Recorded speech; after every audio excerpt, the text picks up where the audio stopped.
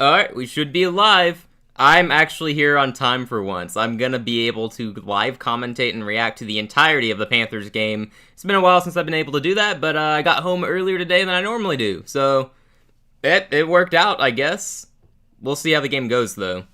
But I got here early enough to where I can watch the end of Colts versus Falcons.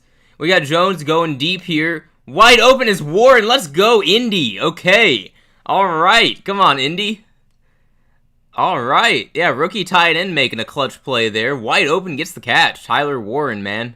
Good for him. Okay. All right.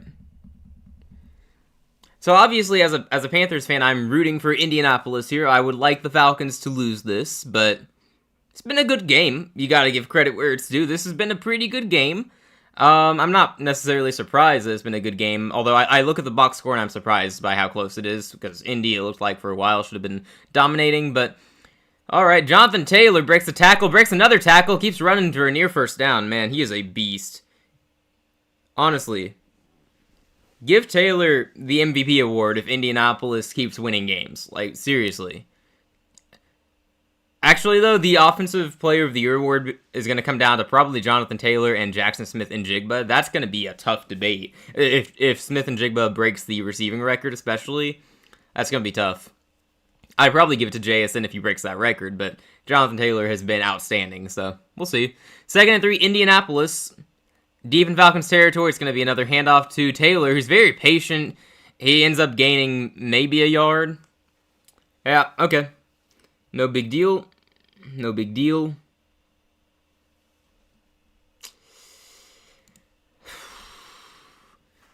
So they're in field goal range. If they don't convert on 3rd and 2 here, Indianapolis can kick the field goal and win it. And their kicker should be able to hit it from about 43-ish. I think it's about 43 yards right now. So, not worried. Not worried for the Colts. They've probably got it here. 3rd and 2, 5 minutes to go in overtime. It's a handoff to Taylor. He is going to get the first down and more. He is still going. He's down around the 14. Indianapolis has got this one, man. They've got this one. At this point, you just set up for the field goal. You kick it, and you escape Berlin with the victory. Berlin with, yeah. I should have said they escaped Berlin with the win, but whatever. It's fine. Jonathan Taylor's just ridiculous. Absolute cheat code for this Colts offense. I mean, my goodness. My goodness, man. Okay, they got 1st and 10 at the 14. Alright, we got Taylor, who's going to take it inside the 10. He goes down around the 8 or 7, depends on where they mark him. But, yeah, this is just a chip shot field goal for the win at this point. Indy has got this. Man, what a shame for Atlanta, because they had so many chances to win this game. I'm not going to pity them, because they're my rival, but if we're being objective here, they had so many chances to win this game, and it's just not going to bounce their way here at the end, it looks like. And, the schedule they had coming up, too, they were set up to go on a run if they won this game, potentially, because for some reason they always split with Carolina, so we can just assume hypothetically they win next week, and then they have 2 easy games after that. Taylor gets the handoff. That's a walk-in touchdown. Bravo. Bravo, Jonathan Taylor. Bravo. Outstanding performance. Just outstanding. That's ridiculous. The Colts are going to win it in overtime over the Dirty Birds of Atlanta. What a game in Berlin. We haven't had a lot of good international games. This is going to be one of the best ones we've seen. Wow. Taylor with 244 yards and 3 touchdowns. If you face him in fantasy football, you've already lost. I hate to tell you that, but yikes. Dude, that is just insane. 32 carries, 244 yards, and 3 touchdowns for JT. Crown him MVP right now. I'm fine with that. That's insane. Just good grief. Wow. What a win for the Colts. What a win for the Colts. I don't love how much of a struggle it was, but Atlanta's been weird all year. Sometimes they play like an elite team. Sometimes they play like they're one of the worst in the league. So you don't really know which version of them is going to show up. Today, the Colts overcame turnovers and still got the win in a different country. So that's a good win for the Colts. They're 8-2. They got to keep winning games, try to get a high seed in the AFC. The Falcons, though, 3-6, man. Remember a few weeks ago when everyone said they were like a true threat in the NFC? They beat the Bills and everyone went crazy over them. And then they turned around and lost to the Niners and Dolphins and Patriots and now the Colts. So they're on a 4-game losing streak. They get Carolina again next week. It'd be nice if we could sweep the Falcons. That'd be fun. But alright, no, that was a good game to start us off today. That was a good game to start off. Hopefully that will set the scene for the remainder today. Hopefully all the games are that competitive. That'd be great. We have an intriguing slate of games today. Texans-Jags. As you know, my co-host Daniel is a Texans fan, so I'll be keeping an eye on that game. I don't know if he's watching or not. I assume he's watching that game. But we'll keep an eye on that game for him. They're playing with Davis Mills today, so Texans are in a must-win territory with a backup quarterback. Dangerous spot for them, but the defense alone gives them a chance against Jacksonville. Bills taking on the Dolphins. The Bills have to keep winning to keep up with the Patriots. So I'd imagine they do that. Patriots-Buccaneers is going to happen. We will be keeping up with that game as this one goes along, because if Tampa loses and we win, we both have 6 wins. Like, we're not out of the division race. I'm not saying we're going to win our division, and it'll probably be a minute before I start predicting that. If I ever get to that point, because I think Tampa still wins 11 or 12 games. But if Tampa starts dropping these games, and they've got some tough games coming up, then we're in it. We're in the discussion if we keep beating bad teams and they keep losing to good teams. We play them twice at the end of the year, so it's possible. So that's going to be a good game. Bears-Giants could be a sneaky good game. Could also be a Bears blowout win. Could also be a Bears blowout loss if their offense doesn't show up and their defense continues to do what it's done numerous times this year. So, I don't know. That game's kind of a wild card, in my opinion.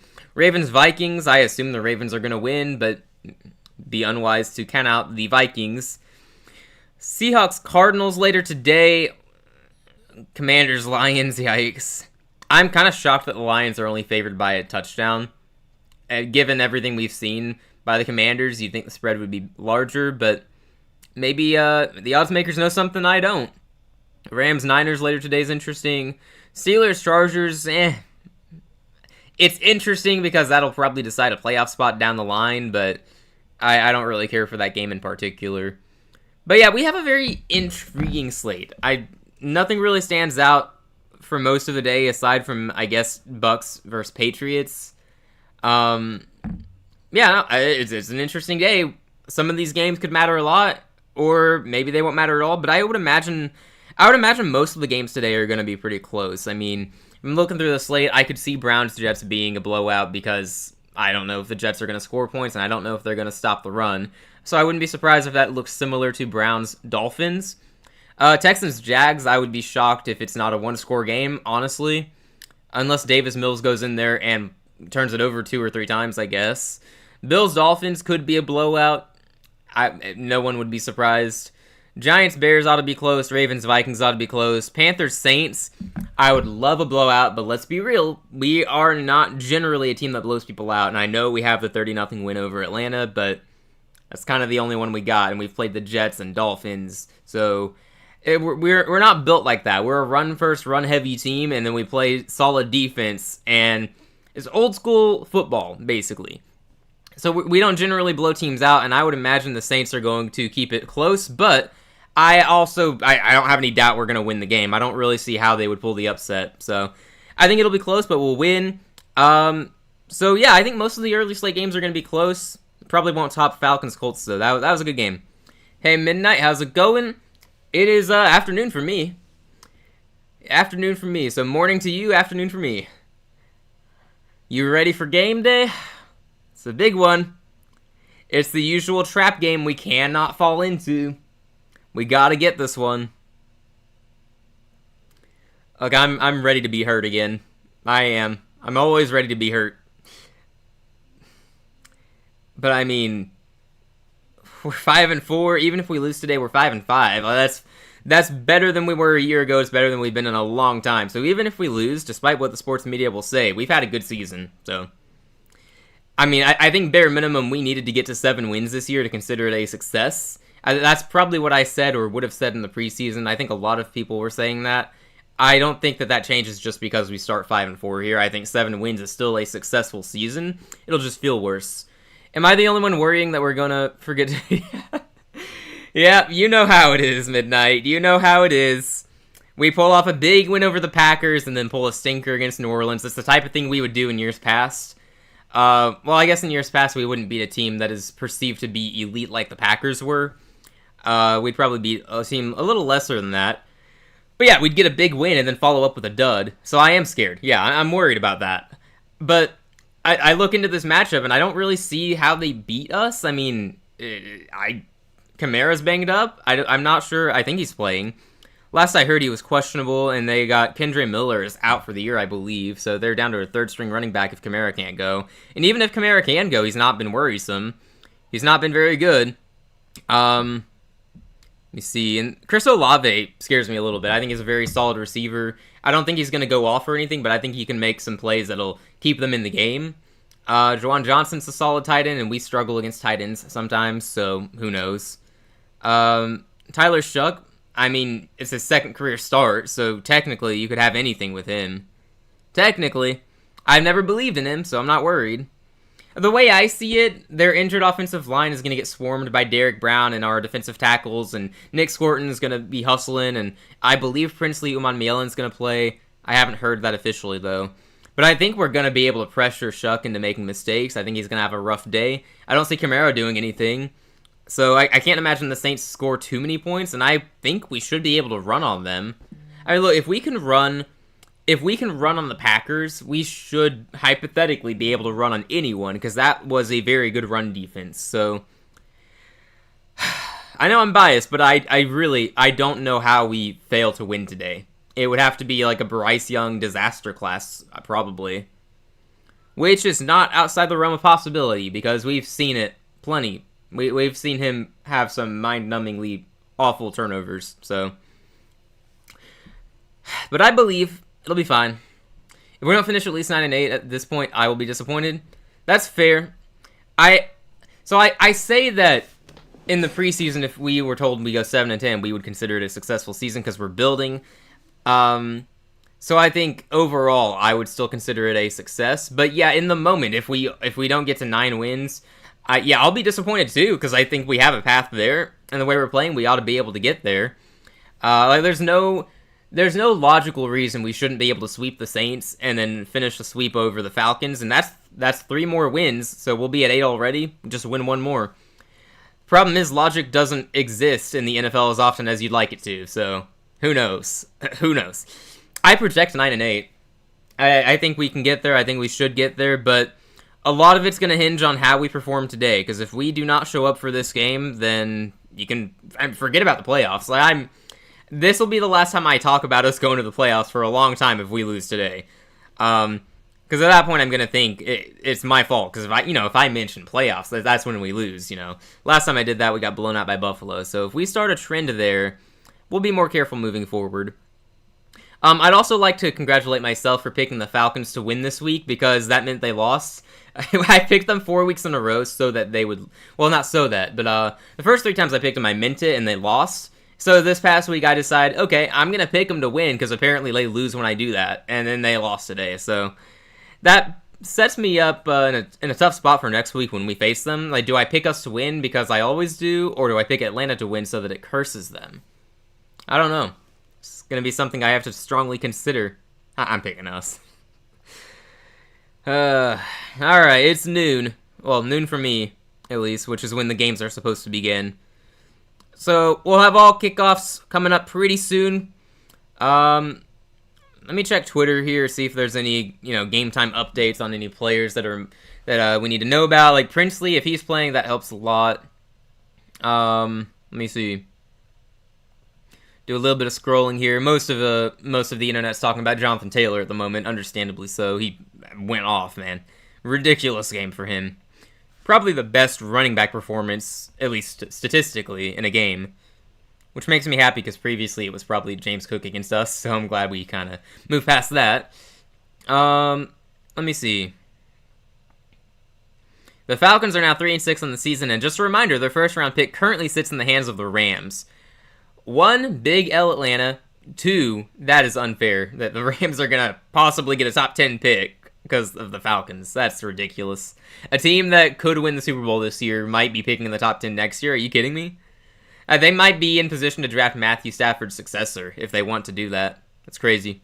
Although we have a theory here that McVay doesn't want to draft a young quarterback. He wants a veteran after Stafford leaves. We also don't know if this is the last year, but anyway, just hypotheticals. Dave needs to not call plays. He's a whole team to worry about. Makes focusing on that a lot more difficult. I would agree if we have another guy who can call plays really well. But also, at this point, I don't think it's that difficult to call the plays. It's like, you give it to Rico, and if you need to pass, it's play action.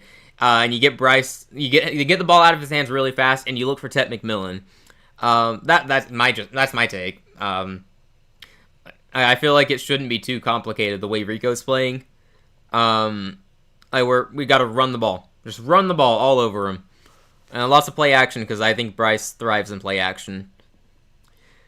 But yeah, Dave has to control a lot. I would not mind him passing on play calling to the offensive coordinator, but I don't know how good our offensive coordinator even is. I have no idea. Never hear his name. Never hear him talked about. I just know he's there and has the title offensive coordinator. So, I guess he's doing all right.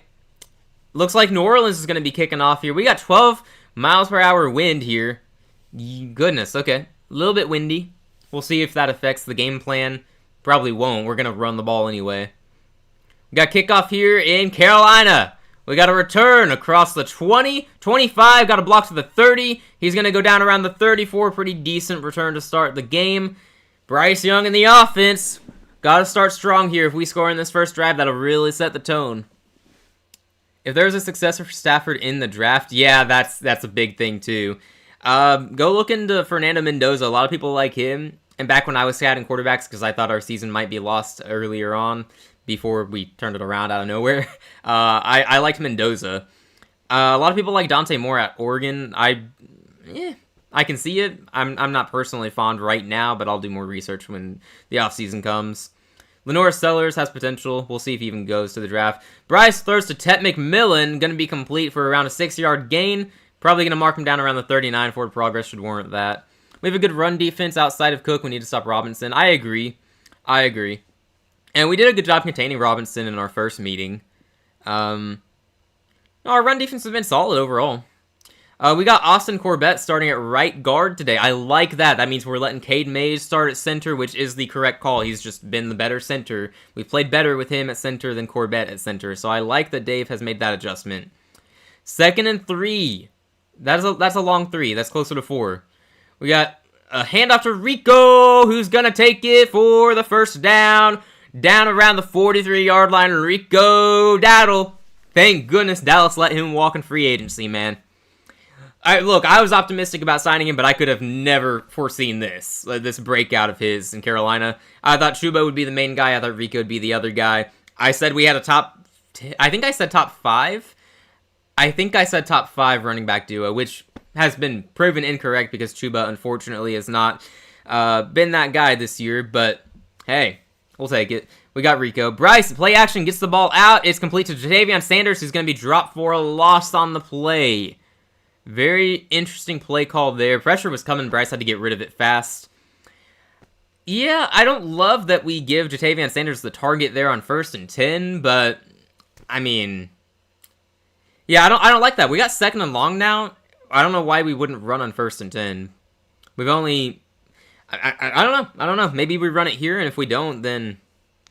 You know what? I'm just going to shut up. Let's see what happens before I criticize. Let's go, Carolina. 2nd and 11 at the 43-yard line. Bryce under center. Horn in motion. It's going to be a handoff to Rico, who's going to get about 2 or 3 yards. So, not the greatest play, but... Okay. So we got 3rd and long now. See, that's why I was thinking I don't really want to run or throw on 1st and 10 there, especially if it's a short pass. I want to run, and I want to keep running the ball. And if it's 2nd and long, then you can run it again, and then you probably have 3rd and short, 3rd and manageable. This is 3rd and 8, which is not impossible, but I don't know, it seemed avoidable to me. Hey, I'm not the play caller, what do I know? We got 3rd and 8 here. Shotgun formation. Oh, that's offsides. He jumped. We get a free play here. Bryce throws it up. It is dropped. Jatavian Sanders can't hold on to that one, but it's okay. It's going to be offside. We got a 5-yard penalty here. All right. I like that Bryce threw it up. He recognized the free play. That's good recognition. Would have liked to see Sanders keep his hands on the ball there. Like, that probably should have been caught for the first down. But okay. We got 3rd and 3 now because Brissy jumped off sides. I think that's how you say his name, Brian Brissy. 3rd and 3 now. So now, because New Orleans helped us out, we are in a situation where we could hand it off here if we... And we got an empty backfield. Okay. Never mind. Never mind. We are not running on 3rd and 3. No, never mind. Shotgun formation. Rico joins him in the backfield now after I said that. I gotta stop reacting so early. Bryce is gonna hand it off to Rico. No, he keeps it. Bryce keeps it and runs for the first down himself. Well done. Well done. Love that. Let's do more of that. Okay. Alright, good choice, Bryce, to keep the ball and run it for the first down. Hello, G King. Keep pounding. Yes, sir. Keep pounding. We got to get that win today. Move to 6 and 4. Because our play caller is distracted. Yep. Hey, as long as we win, it's fine. As long as we get the win. Yeah, thanks to Jerry. Everyone should be thanking Jerry for Rico. Even though they got Javonte, so people aren't hating on him for that move. Kind of worked out for both sides. Got a handoff to Rico here, who is going to be met immediately. No gain. No gain. It's going to be 2nd and 10 at the New Orleans 43-yard line. Didn't love that. New Orleans run D is playing decently well so far. Is what it is. I like that we ran on 1st and 10 that time. We could run again if we want. I don't know. Brandon Staley, the defensive coordinator for the Saints. I honestly did not realize that. I didn't know that's where he ended up. 2nd and 10 now. Shotgun formation. Bryce, show us what you got, man. He's going to be throwing. Rico in pass protection. He throws. It's going to be caught for the first down. Tet McMillan is there. Steady as ever. 1st and 10. Carolina keeps pounding the chains. Move forward. All right. Show the game. I unfortunately cannot do that. I would love to, but I cannot do that. Unfortunately, you'll have to settle for my game announcing. I'm sure there's someone else showing the game on YouTube, though, if you want to go find it. I'm sure someone's doing it, but we don't do that around here. Alrighty, 1st and 10. Tet McMillan, great first down there. Got the ball at the 32-yard line. Shotgun formation is going to be... play action. Bryce is looking to throw. Great protection. He has all day. He throws. It's going to be caught by Rico, I believe, for 1 yard. Just threw it short, so... he had all day. I guess no one could get open. Which, by the way, we should have a talk about our receiver room at some point, because that's not getting enough attention. Tet McMillan's been great, but we've got no one else who's performing consistently. Xavier Leggett has had 1 good game. That's it. He's been... bad most weeks. Jalen Coker is still recovering from his injury. I mean, he's playing his 3rd game back from an injury, and he's just not done anything so far, which I don't want to expect too much from him. He's an undrafted 2nd-year player. Jimmy Horn isn't doing too much. Bryce throwing. Oh, the ball's tipped. No! Oh, thank goodness. Okay. Saints players were there to pick it off, but they couldn't get to it in time. Thank goodness. All right. You don't see that a lot. Bryce doesn't have a lot of passes tipped or batted. Despite what the critics may say about his height. No, that's not been an issue for him in his career. He has other issues. Yeah. Nope. Good play by the defense there. No, Bryce... no, it wasn't tipped. It bounced off the guy's helmet. He threw it right at the defender's helmet. Okay. That's unfortunate. 3rd and 9 at the New Orleans 31. Please get the first down here. We're going to have to throw again. Bryce throws. And it is... oh my gosh, it's intercepted. And it's Demario Davis picks it off. Are you kidding me, Bryce? Come on, man. We got a flag in the field, though. Roughing the passer! Oh my gosh, we are bailed out big time for that one. Holy crap. Bryce, dude. You got bailed out. Whoo, boy. Let's see the replay. I mean, his hands were in his face. Wow.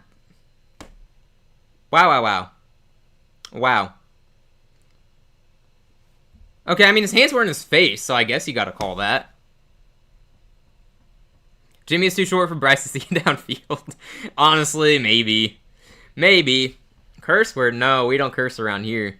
And yeah, as G King said, he can't. Copyright. Don't want to get copyrighted. Saved by the flag. Look, we will take it. We got 1st and 10 at the 16. 1st and 10. Bryce is going to hand off to Rico, who is going to get about 2 yards. So Rico not having a great start to the game, which is understandable. I mean, he's not going to sneak up on anyone anymore. New Orleans is probably doing what they can to stop him here. But receivers have to get open, which I go back to my point about our receiver room. I think our 3rd leading receiver is Chuba Hubbard. I feel like I shouldn't have to elaborate on that. That should tell you plenty about how statistically well our receivers have played. Now, our offensive line has been great, so it's not like Bryce hasn't had time to find receivers. They're just not open, aside from Tet, who is a rookie, so he's not always open. Bryce, he's going to dump off to Rico, who gets some yak for the 1st down. It's going to be 1st and goal, Carolina. There we go. Let's take full advantage of that penalty, negating the interception. It's 1st and goal, Carolina. Let's punch it in, guys. Punch it in. Good decision by Bryce to just check down to Rico, who gets the yak. I know we don't curse around here, hence not putting an actual curse word. Okay, I got you. I see what you were doing. Okay. Well, we got 1st and goal. Ain't no one gonna need to curse in Carolina if we punch it in here. At the 5-yard line, like we got a touchdown here. We gotta score a touchdown. Give it to Rico here. It is going to be given to Rico. He's got some room. He's going to get the touchdown. Let's go. Carolina strikes first on their 1st possession of the day. Panthers up 6-0. There we go. Rico on the board. Whew, boy. All right. So that was an interesting first drive.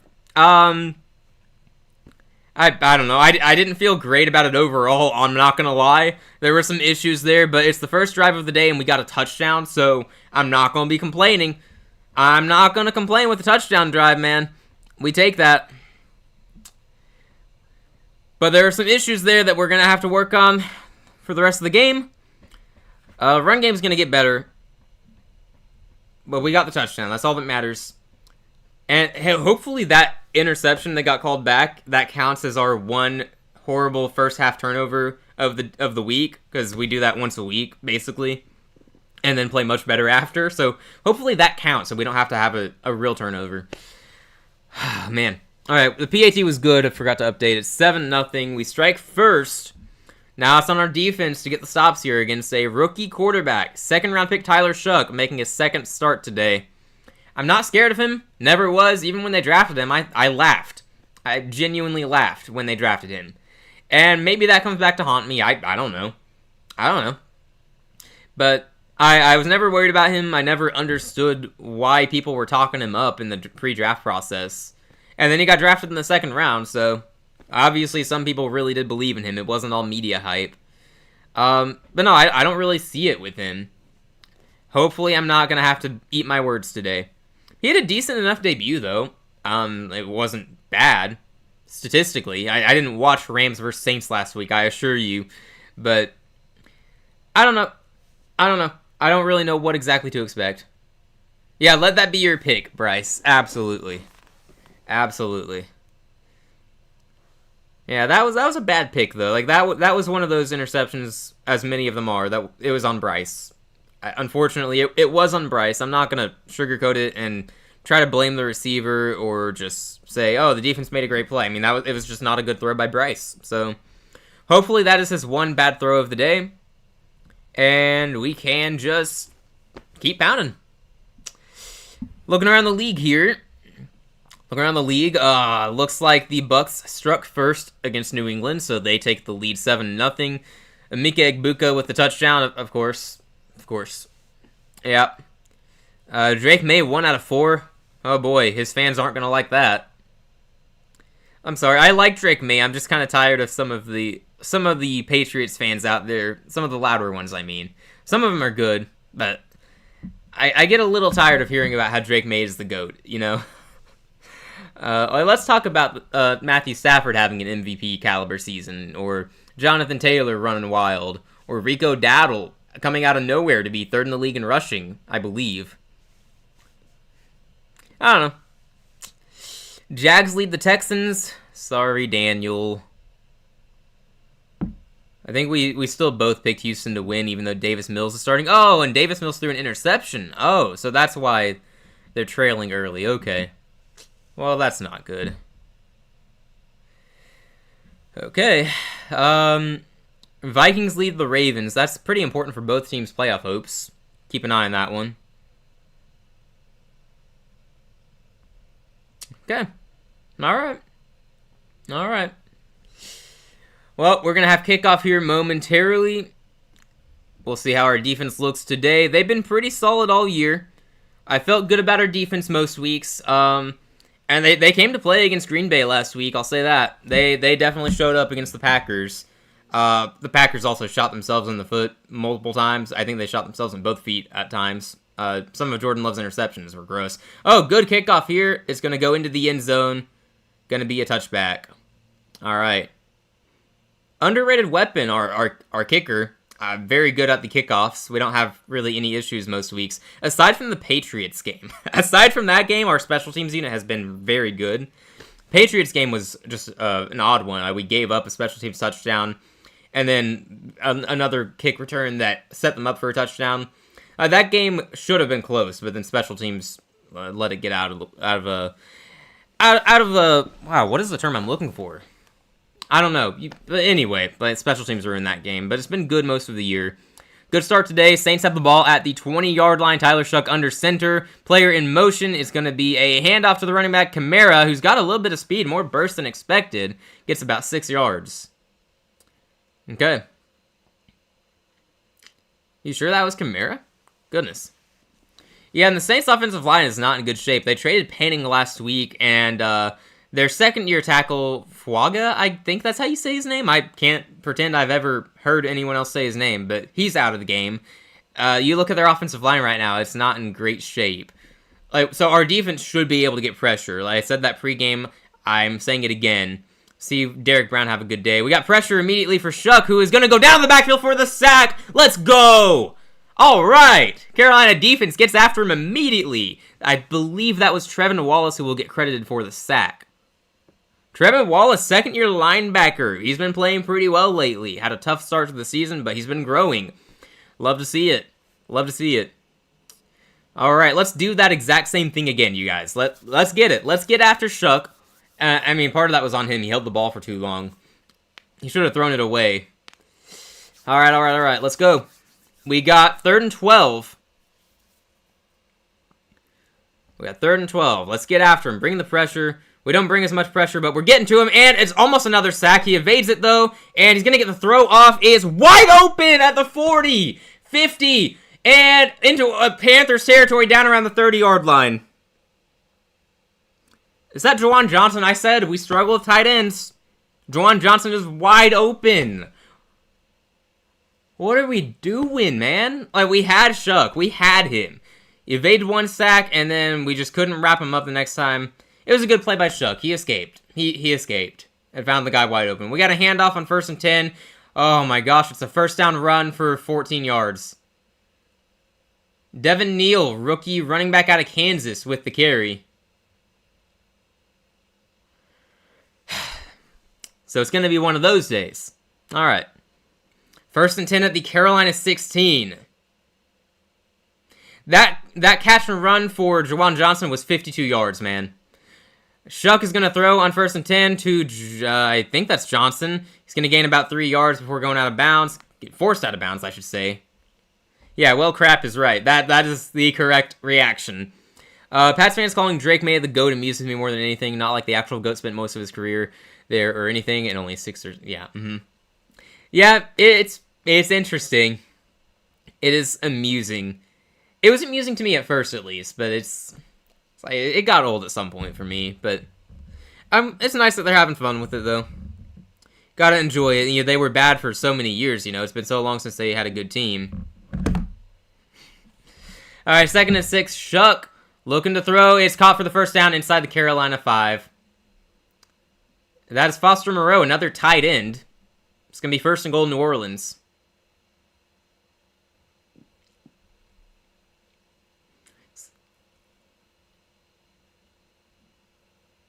I mean, look, you give up a 52-yard catch and run to Juwan Johnson, and yeah, I mean, that kind of kills the momentum that you would have had on defense. We had that sack setting him up on 3rd and 12, and then that happened. 1st and goal at the 2-yard line. Expect a handoff here. It is a handoff. Kamara met in the backfield, but breaks some tackles, and he's going to go down for about a half-yard loss. So we didn't let him get far, at least. Our run defense stood strong. Keep him out of the end zone, man. Keep him out of the end zone. If we can do that, we're good. Holding the 3. Or let them get close enough to where they go for it on 4th down and fail. That works too. Alright. 2nd and goal now. Going to be from the 2 or 3 yard line. Pick 6 would be legendary. Okay, they gave him a whole yard loss on that last play. So it's 2nd and goal from the 3. Shuck. Shotgun formation? No, that is Taysom Hill out there. Oh gosh, he's going to run it in, isn't he? Oh, thank goodness. Taysom Hill used to torment us, but we stuff him there. He's not going to get very far. We got 3rd and goal now. All right.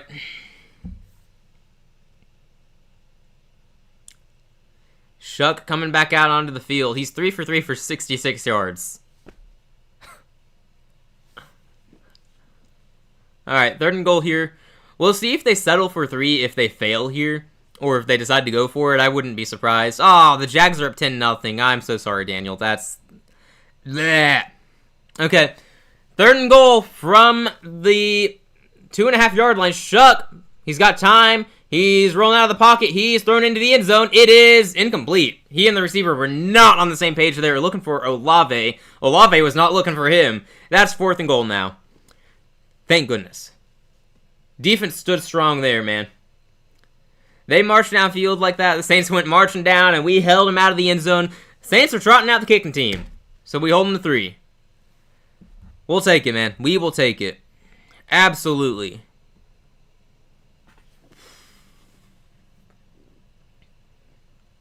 Personally, I would have gone for it, and I would have thrown to a tight end because we weren't guarding them, but I'm not complaining.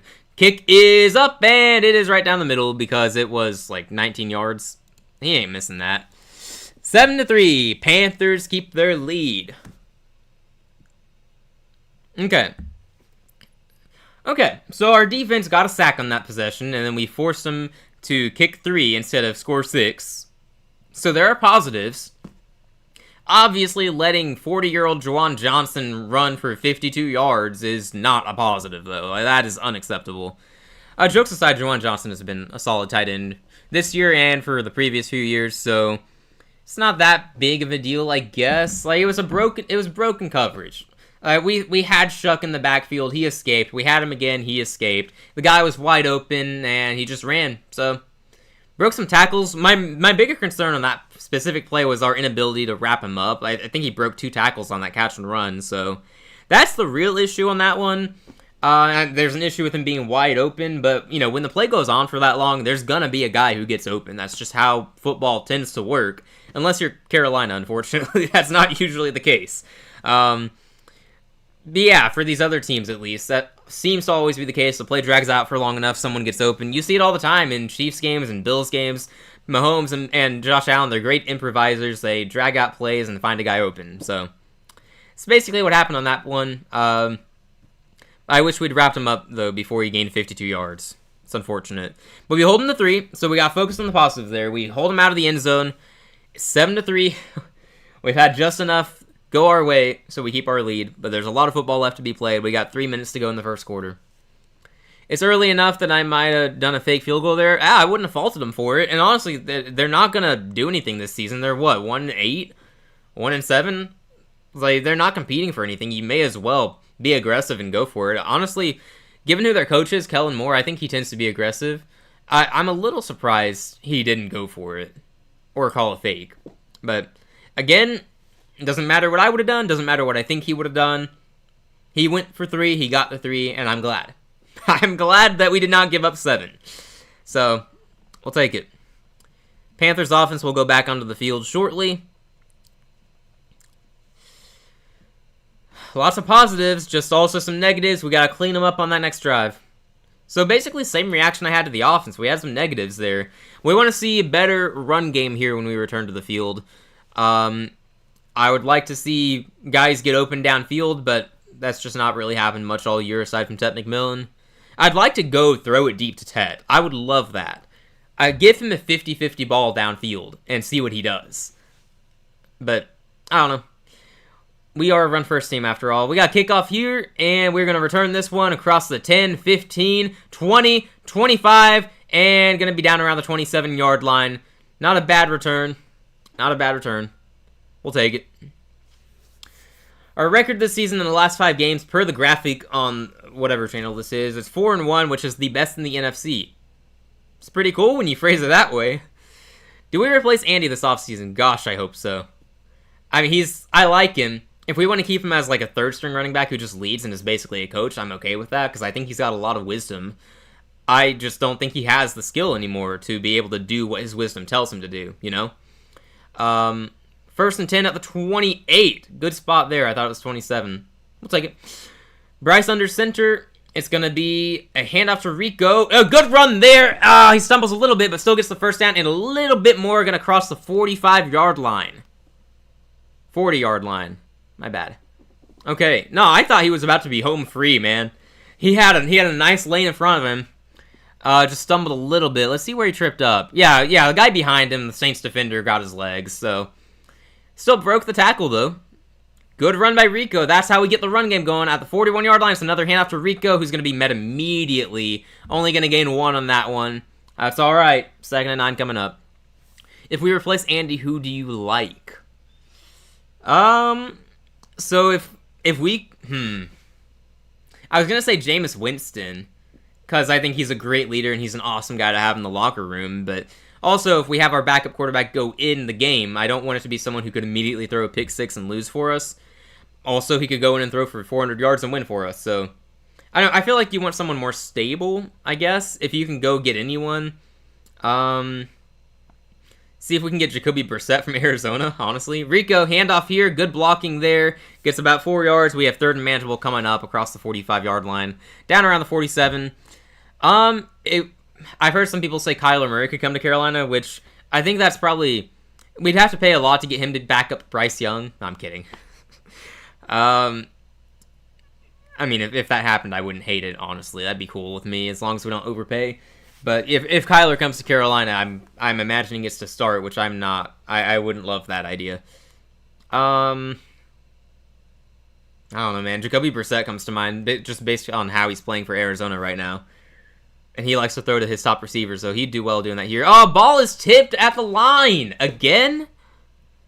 2nd time today. That does not happen often, I'm telling you. Bryce does not have that happen a whole lot. That's going to be 4th down.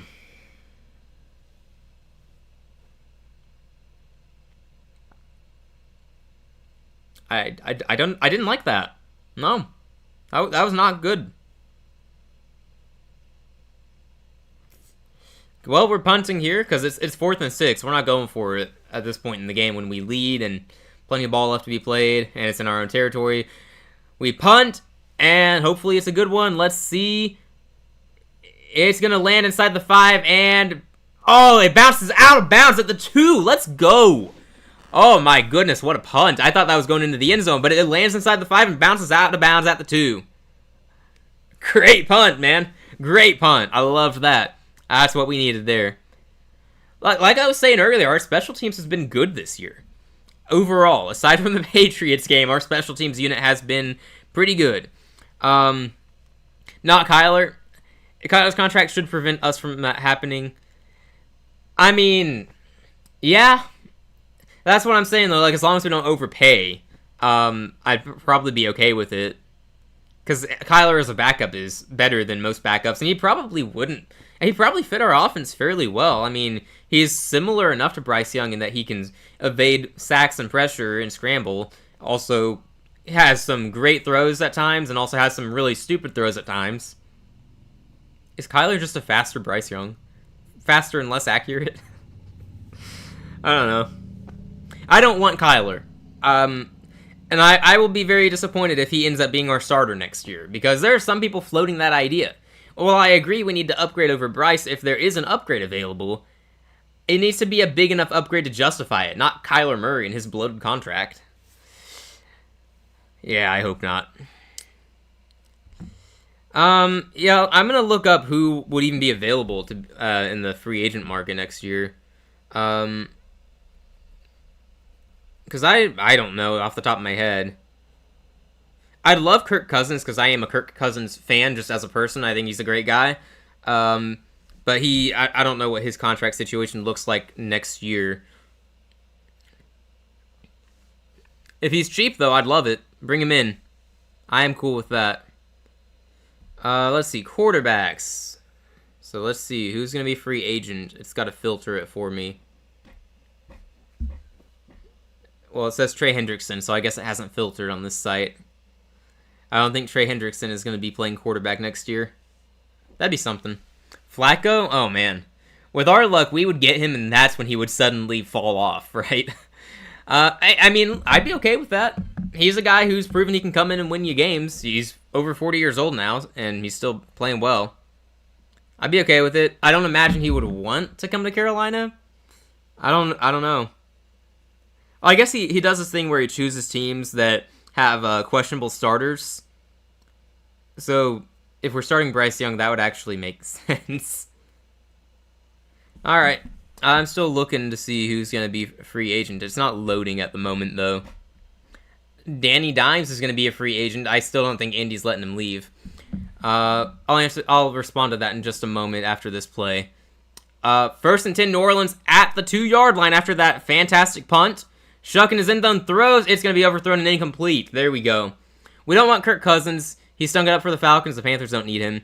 I mean, hey, I definitely don't want him starting. But I don't really want any backup quarterback starting for us. I don't know. I would want Kirk just as a person. But yeah, if we get him cheap, I'd be okay with it, is what I'm thinking. But maybe not. Maybe he's just that washed at this point. Again, I don't know that there are going to be that many options for a backup quarterback. We might end up just sticking with Andy. 2nd and 10 at the 2. Come on, defense. Get after Shuck. We got a run here. Open lane. It's going to be short of the first down for Kamara, fortunately, because that was sloppy run D. Or maybe it was just good blocking by their offensive line. I don't know. But he had a hole immediately, so that's not the greatest of signs. 3rd and 3 coming up. Kamara going off the field.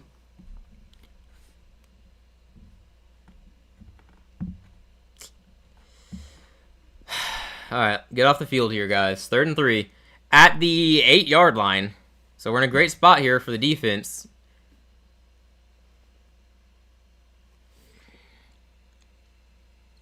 Okay, Shuck. Pressure coming. Oh, in the end zone. He almost gets sacked.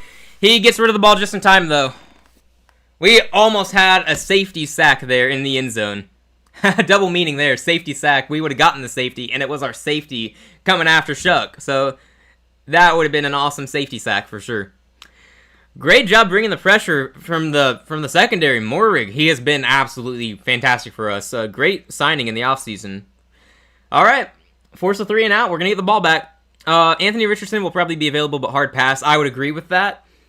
Unless, well, I mean, there is the hypothetical scenario where we roll out Bryce, and it's his last year to be our starter, and I don't know, maybe we want him to have some competition. And we saw how well it worked for the Colts when they brought in competition for Richardson. Daniel Jones just became a much better quarterback. So maybe that happens in Carolina. I don't know. We'll just say that Richardson makes everyone else that much better. I think we need to give Stetson Bennett a chance. He was a phenomenal quarterback for Georgia. As a Georgia fan, I would love that. I would be all over that because I like Stetson. I also don't think he would be a good starting quarterback in the NFL, but I wouldn't mind him as a backup, and I think he's got a high IQ. I'd be okay with it for a backup. I don't know if the Rams would let him go, though. Hello, Sudoku. How's it going? We are up 7-3. All right, let me do my checkup around the other games here. Yeah, it looked like the international game was great. I only caught the end of it because I was in church, so I did not see the most of that game. But outstanding for Jonathan Taylor and the Colts offense at the end. That might have been the best running back performance this year. Oh, the Jets are winning. That's not something I expected to be saying at any point today. The Jets are stopping the run. That's also not something I expected to be saying today.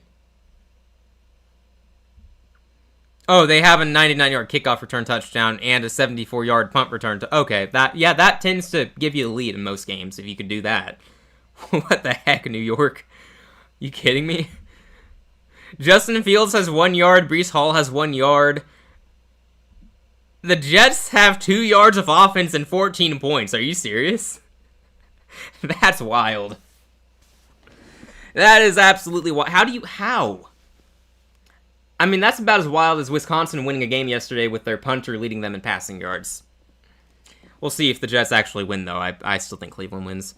Dolphins are leading the Bills because, sure, the moment I start believing in Buffalo again, they're going to falter against Miami. That would happen. I feel like I'm just cursing teams when I start believing in them.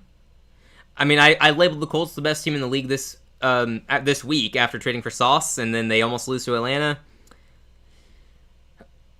Let's see. Bears are winning. Vikings are still up.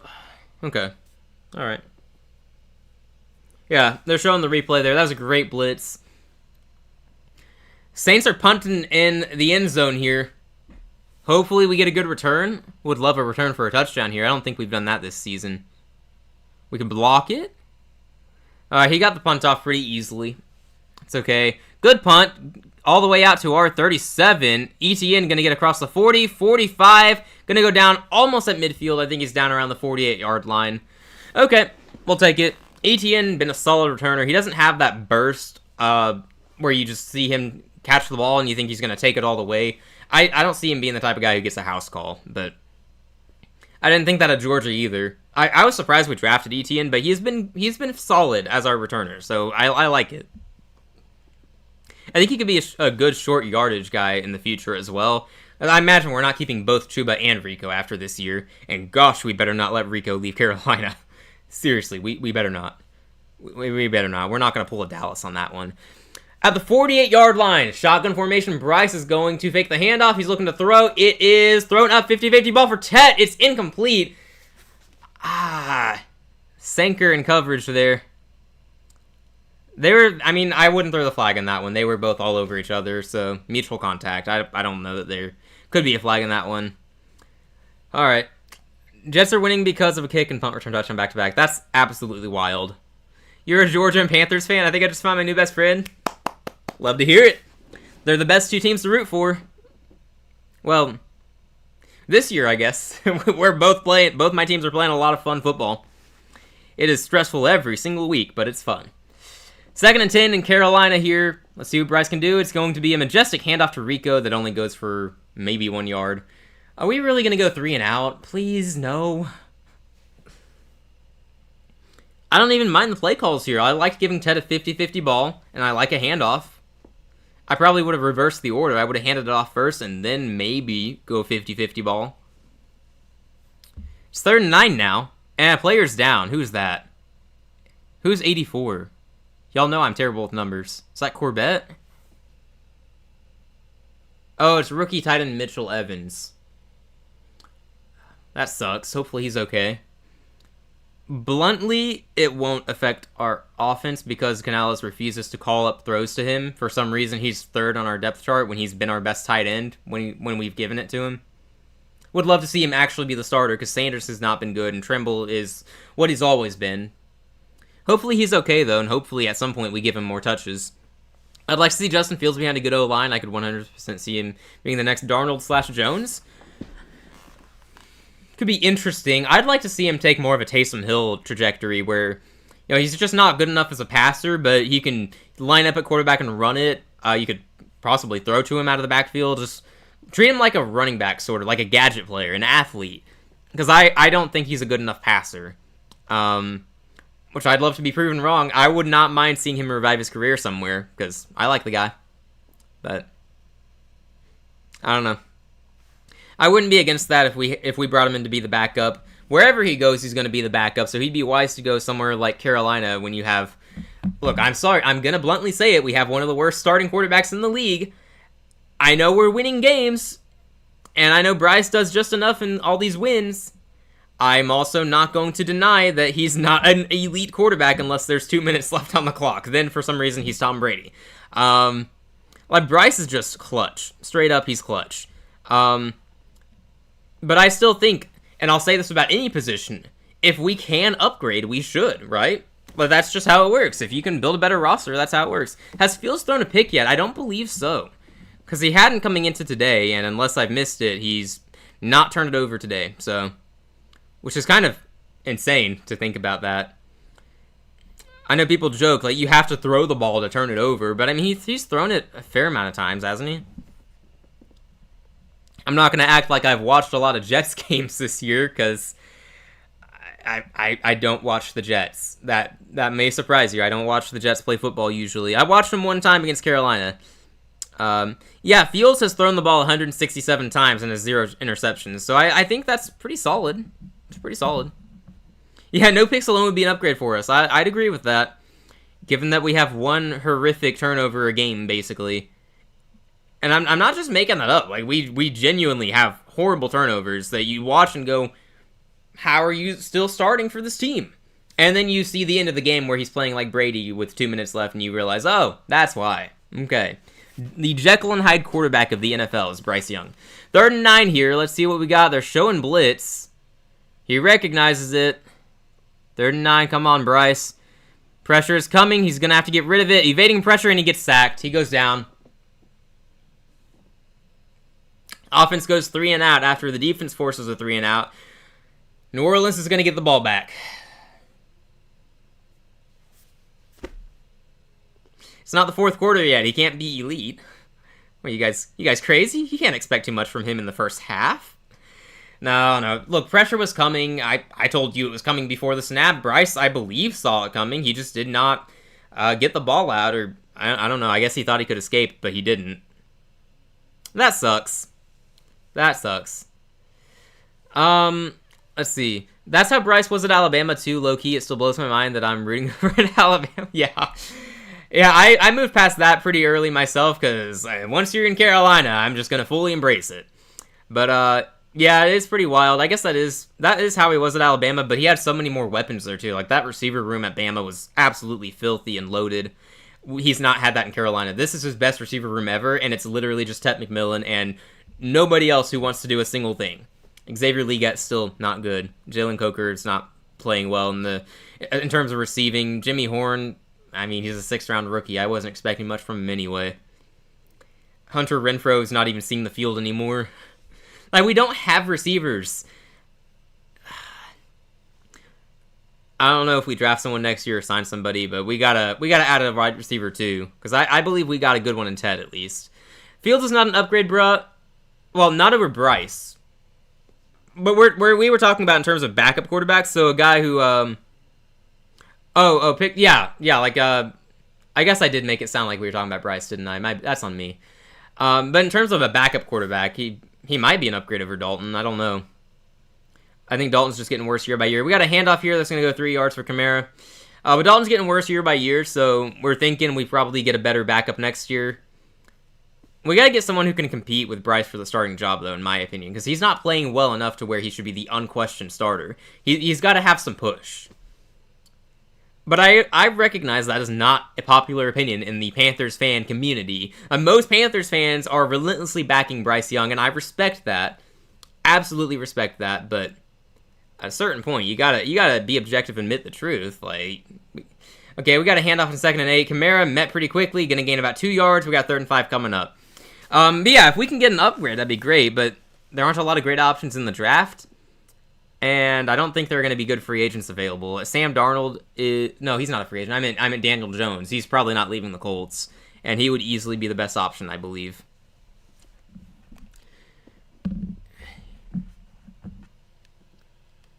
All right, 3rd and 4. They gave him a good spot on that run. 3rd and 4 instead of 3rd and 5. Still not convinced on Bryce Young. You and me both, man. You and me both. Well, as long as we're winning games, it's fine, but we got to upgrade at some point if he never improves. Kamara gets the handoff on 3rd and 4. He's going to be close to the 1st down mark. I think they roll him short, though. Depends on the spot. I don't know. That's really close. Hopefully they just punt here. No, they're sending Taysom Hill out there and they're going to go for it. That's exactly what's going to happen. That's what's going to happen.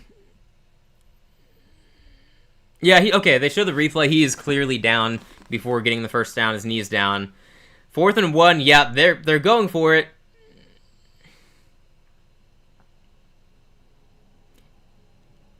And it's given to Taysom Hill. What did I say? They're going to send Taysom Hill out there and go for it. What did I say? Okay. I mean, look, how do you stop that, right? That's tough to stop. I hate Taysom Hill. He's been tormenting us for years, man. For years. I'm over it. How about we get our own Taysom Hill? That'd be nice. Get us a playmaker like that. Which is what Justin Fields could bring to us. I don't know. Okay, 1st and 10. New Orleans at the 36. It's going to be a handoff. He's met in the backfield for a 2-yard loss. Let's go. That's a good one. That is a good one. Derek Brown out there getting the stop. Tackle for loss. Love to see it. 2nd and long coming up. We definitely need to put some money into Dylan Bell to join our receiver room this year. That could be interesting. I think I would probably prefer Branch, though. I think he'd probably be... If we're getting a Georgia receiver, I think I would prefer Zachariah Branch. He could be like Zay Flowers, I think. That's my comp for him, but I don't know. We could use that in our offense, in my opinion. He's like a faster, for anyone unaware of who that is, I would say he's a faster Jimmy Horn. So if we get Branch in the draft, the 2nd or 3rd round, that'd be cool. He's looking to throw on 2nd and 11. He's running. He goes down at the 40, so it's going to be 3rd and 7. Okay. All right. Just not letting him get the first down, at least. On the other side of the argument, sorry, I'm a little slow catching up here. On the other side of the argument, Trent Dilfer won a Super Bowl as a starter. We can win with Bryce if the rest of our team is good enough. I would agree with that, especially in a league where no one is elite. The Buffalo Bills are down 2 scores to Miami, by the way, so that should tell you plenty right now. Yeah, one of the best defenses of all time.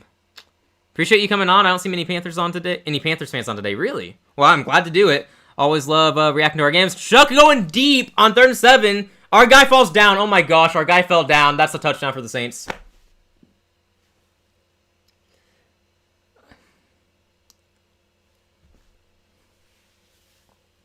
Our guy just fell down. JC Horn in coverage? Are you kidding me? Is that what they just said? JC Horn just fell down.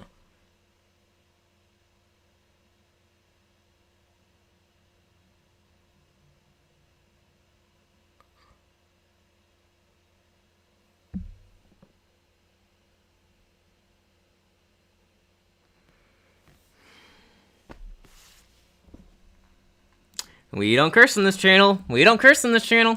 We're not doing it today. Nope. Nope. Nope. They were getting a little handsy on that play, too, I must say. I didn't have a good angle of it, but I wouldn't be surprised if that was a push-off. I'm biased, though. JC Horn's not going to do that often. In fact, I'm absolutely stunned that he just... Look, I said pregame, Chris Olave scares me. He's going to be solid. He's going to have his plays. I was not expecting that, though. That sucks. Okay. It's okay, Panthers fans. It's the first half. It's just the first half. Second half, we're a second half team. We're not a second quarter team. We get blown out in the second quarter for some reason. So, this probably shouldn't surprise us, but yeah, that sucked. Yeah, okay. Alright. Alright. This is fine, everybody. This is fine. Offense is going to go out there. Rico Dowdle's about to run for 70 yards on this next drive. Gosh, I hope so. That was bad. I hate trap games too, man. Look, I was saying pregame, this is a trap game, and this is the type of game we'd normally lose, but I'm looking at this matchup, it's like, how do we lose? Well, we're seeing how so far. We are making too many mistakes on defense, and our offense is not playing well. So, look, the thing with Carolina is, we're a very solid team, but we're old school. We run the ball well, we stop the run usually, but we don't really do anything else that well. Like I've said, our receiver room is bad. We don't have any good tight ends. Our offensive line's been good, so that helps our run game. We don't pass very well. And our secondary has lapses like that, although it's usually Mike Jack and not J.C. Horn. I can't believe J.C. Horn let that one up. That's... Again, if you see that play, you could argue for a push-off. I don't know if there's enough there to call it or not, but still, that sucked. It looked like a push-off to me. I don't know how else J.C. Horn just fell down there, honestly. But maybe they were both handsy and that's why they didn't call it. I don't know. You can make an argument for pass interference on that play. In my opinion, I think you could, but maybe there just wasn't enough to call it. Mike Jack has sucked for us. It's more like he's been inconsistent, and if someone throws deep, you hold your breath and hope they're not targeting Mike Jackson, because he is bound to give some plays up like that. But he also has some good moments, so...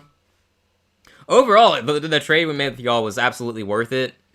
But, yeah, he's been a liability far too often, unfortunately. Yeah. It's also the way we play defense, though. Like, if JC's... Hang on, we got a return here, down around the 37. Decent return, ETN again. I think the way we play defense, we don't have our top corner just shadow their top receiver, usually. So sometimes Mike Jack is lined up against elite receivers, like George Pickens went off against him. J.C. Horn didn't give up hardly anything to George Pickens, but Pickens did a ton against Mike Jack. All right, 1st and 10 at the 38. We got to show something on this drive because Rico Dowdle's the only one showing up to play on offense, and he's really just had one good play. We've got to get going on offense. This Saints defense should not be able to contain us. Well, you know, not like they have so far. Bryce Young, plenty of time. He throws. It's going to be complete to Sanders for about 4 yards. We throw to Jatavian Sanders more often than I would like. I'm not going to lie. Comes a point, we got to question Bryce as the guy. I like his personality, but throwing sub 100 yards in the NFL just isn't it. Not going to say. Yeah, I mean, I'm saying it too. I agree. I've said it all year. Like, I support Bryce as our quarterback, and I like the guy, and I root for him. That does not mean I think that he is good enough to be our starter next year right now. As of right now, I think we look for a new starter. But also, like, who are we going to turn to, right? I float the hypothetical that we trade for Joe Burrow. No one else, not a soul, is talking about that. It probably wouldn't happen, but that's my dream scenario. Rico gets a good run there. Going to be a little short of the first down, though. 3rd and short coming up. Yeah, my dream scenario is we trade for Joe Burrow somehow and also hope that he's not a system quarterback, as Joe Flacco is trying to prove to us. I don't believe in that. Because Burrow behind our offensive line would probably be really good. Texans down 17-0. That hurts. That hurts. I'm sorry, Daniel. He can't hear this. He won't hear this. I don't even know if he's watching the game. He's pretty busy. But I'm sorry, Daniel. 3rd and 3. 8 minutes to go in the second quarter. We got to get something going here. Saints start the second half of the ball, by the way. Bryce is going to throw. Oh, Tet drops it. It was not a very good throw. Tet was barely even ready for it, but it still hit his hands. Extended for it and just couldn't bring it in. It's 4th down. Yeah, I'm not going to hate on Tet for that one. That was just a bad throw by Bryce. Tet barely reacted in time. Got his hands on it, but that's a hard catch to make. That was just an inaccurate throw by Bryce, who had plenty of time. Okay, we punt. Let's see how good of a punt it is. It's going to be fair caught at the New Orleans 7 or 8 yard line. See where they mark him. It's inside the 10, so that's good. Punt return touchdown, that hurts. JC is about to be playing angry. I hope so. Let's get a pick 6 by JC Horn here. They're talking about Marshawn Nealon. That was absolutely tragic. We haven't had a chance to really talk about it yet. Well, I guess we have. We just haven't had an obvious chance, but I'm seeing it right now. That was tragic the other day. Marshawn Nealon, may he rest in peace. You always hate to hear about that with mental health. Like if you're struggling, like you got to have someone to talk to, and look, there's always someone here for you, man. It's terrible to hear that. And the guy scored a touchdown last week too. Like he's living his dream. So I feel like it's always someone you don't expect. Man, it's been a long week, hasn't it? So we got some Panthers fans here on the topic of quarterback, and I'm fairly surprised that basically everyone so far has agreed that Bryce is not going to be the guy, or we should question it at least, because Panthers Twitter and everywhere else I've looked, everyone is just relentlessly defending Bryce, and again, I respect it. I respect if you're able to do that. Cool. Again, I root for him, but we got to do better. What do you guys want us to do? It would be my question, because that's something I've wondered about. And I'm not really sure what the answer realistically is. I've already floated the idea of trading for Joe Burrow. I don't think that's realistic. I know that experts are saying we're going to trade for Kyler. Please no. Please no. Absolutely not. My guess is we just stick it out with Bryce another year, but we add in someone who, on paper, is worse than him to compete. Justin Fields, Anthony Richardson, one of those type of guys. And we just have to watch Bryce Young for another year play football in Carolina, which, again, we'll root for him, we'll embrace it, but it's not going to be fun, most likely. There just aren't going to be a lot of options, so I'm guessing we give Bryce one more year after this, and maybe he plays even better next year, I don't know. But like we've highlighted, the receivers here are not good outside of Ted McMillan, but you have to actually throw the ball accurately to him for him to be effective. If Bryce was a third-round pick, yeah, absolutely. Even if he was a second-round pick, or even if he wasn't the first overall pick, if he's just a normal first-rounder who we didn't trade up an absolute haul for, then I think everyone would be agreeing that he's just not played well. I don't know. I think also just we're so happy winning games at all. Is Mac Jones a crazy option? I don't think so. I mean, he's playing in San Francisco, doing pretty well. I know that's a good system. Hold up, we got to play here. Shuck is throwing deep. Oh, gosh, he's throwing deep. Oh, it's short. Thank goodness, it's short. Into double coverage, too. See, I get scared every time someone throws deep on us. Like, are they looking for Mike Jack? I hate to hate on Mike Jack, but, you know, he gives up big plays sometimes. Mac Jones would be an interesting backup to have. I don't know how well he fits in our system specifically, though. We do a lot of runs and play actions, but as long as he keeps the ball safe, it'd probably be fine. Dump off to running backs. I mean, he would be able to do Bryce Young's job, I believe. I think he could do Bryce Young's job, so I wouldn't mind that. We could bring in Mac Jones, but also I don't think San Francisco should leave him. Let him leave. Leave him. They shouldn't let him leave. We got a short throw here. That's going to be a first down. And more. Kamara turning on the Jets. Gets some blocks. He's going to go across the 30-yard line. That was just a running back screenplay, and we were not ready for it. Guys, this is getting depressing. Why are we losing to the Saints? Yeah, just great blocking, great play call. We were not ready for it. We're fortunate Kamara didn't cut left at the end. He could have had a touchdown. Shuck, play action, is going to throw to the tight end who drops it. A little too far out for him. Had one hand on it. Foster Moreau couldn't bring it in. Fortunately, 2nd and 10 coming up. Yeah, typically you want a backup that can run the system. Agreed. Like where your mind's at. Yeah. No, that's a good idea if we can get Mac. I don't know if they'll let him leave, though. I don't know. If I were Mac, I would not leave San Francisco unless someone's going to let me start for them. San Francisco also is just... I mean, I don't know. I don't know how long of a deal Mac has with them. That's another thing. Similar style... Hold up. We got a run here. Devin Neal is going to get about 6 yards. 3rd and 4 coming up. Similar play style to the starter. This is why Baltimore's backup should have been... Yeah, agreed with that. Yeah, so Mac Jones...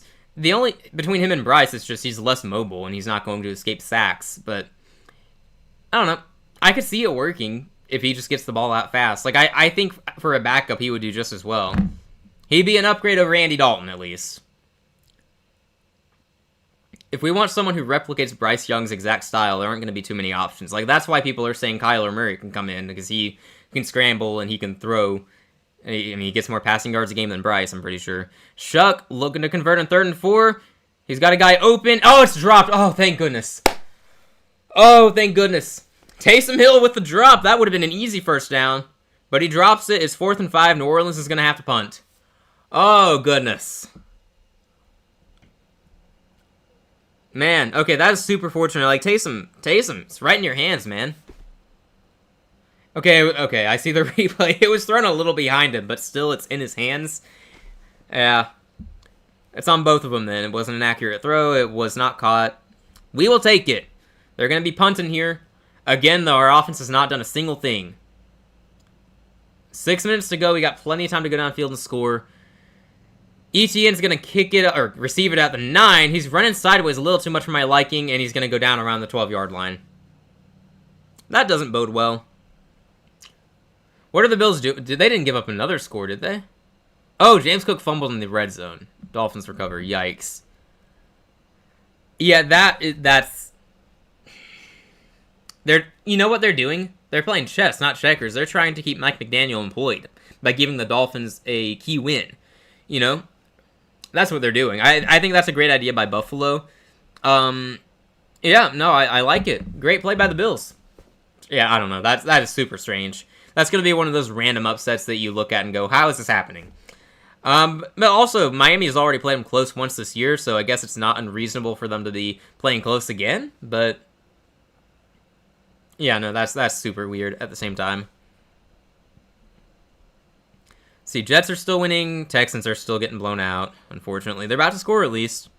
Bucks-Patriots tied at 7. Never mind, the Bucks just kicked a field goal to take the lead. Of course, of course. Rooting for the Patriots today. Giants-Bears is tied. We called that one a sneaky good game. Looks like the Giants are being competitive again. Vikings up 7 over Baltimore.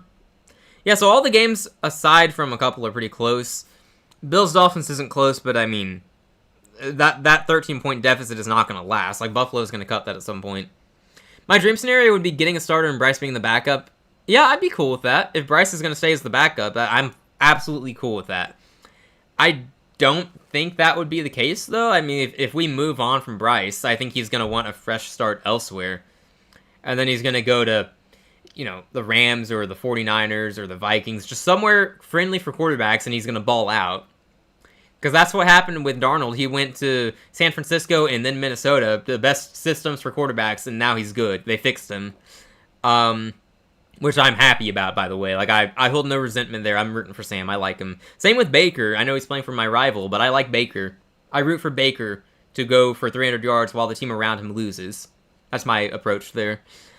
No hate for Baker either. Baker left. Baker was always going to be good somewhere, I guess. We just didn't realize it. Like, he was good in Cleveland, of all places. And then had injury issues and then just couldn't do anything in Carolina. It's unfortunate. He was objectively bad in Carolina, though. Like, people will look back at that and go, wow, Carolina wasted Baker Mayfield. No, Baker was terrible for us. Like, not just the team around him was about it. Baker, like, you look at some of the plays he made, some of the decisions he made, it was just, he was not the same quarterback there that he is now in Tampa. I don't know if Arch is in the second round. You think we should make the move? If Arch even joins the draft, because that's a big question. If he's available in the second round, I mean, we probably have bigger needs to where I don't know if we justify it.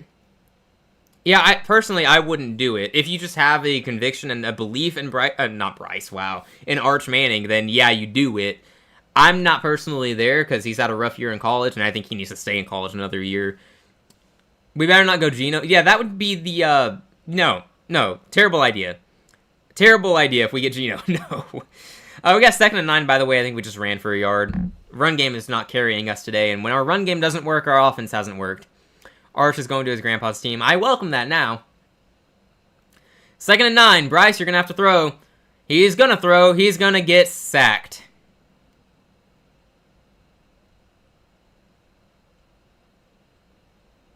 Cam Jordan, one of my least favorite players in the league, got the sack. Cam Jordan mouths off at us. Last year they lost to us, and he was talking crap about us. Like, how do you lose to the Panthers? Well, you were worse than us last year. That's why. But yeah, not a fan of him. Don't love to see him getting a sack on Bryce. Bryce just couldn't escape there. What is going on, man?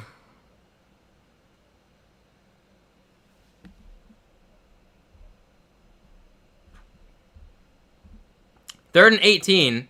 Empty backfield. At least we're the type of team that's going to go for it instead of just hand it off. Bryce is going to... Never mind. We're throwing short to Jatavion Sanders. We're not going for it. It's going to be 4th down. We gained about 11 there, but it's going to be 4th down. We're punting.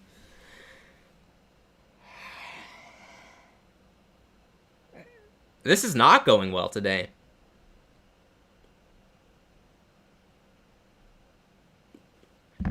Saints are going to get a chance to score before halftime now, and again, they get the ball to start the second half. Against a better team, this is where it gets ugly for us, where we give up a touchdown before halftime and then give up a touchdown to start the second half. Against a better team, that's what happens. Against the Saints, I'm less worried, but the way we've looked today, it's getting harder to believe. Great punt, though. All the way to their 25. They're going to have the chance to return it. He's going backwards, though. Wow, he actually lost... No, come on, tackle him, guys. Should have lost yards. I think it's going to go down around the 25, but there's a flag on the field. Got a flag out there. Please be on them. Please be on them.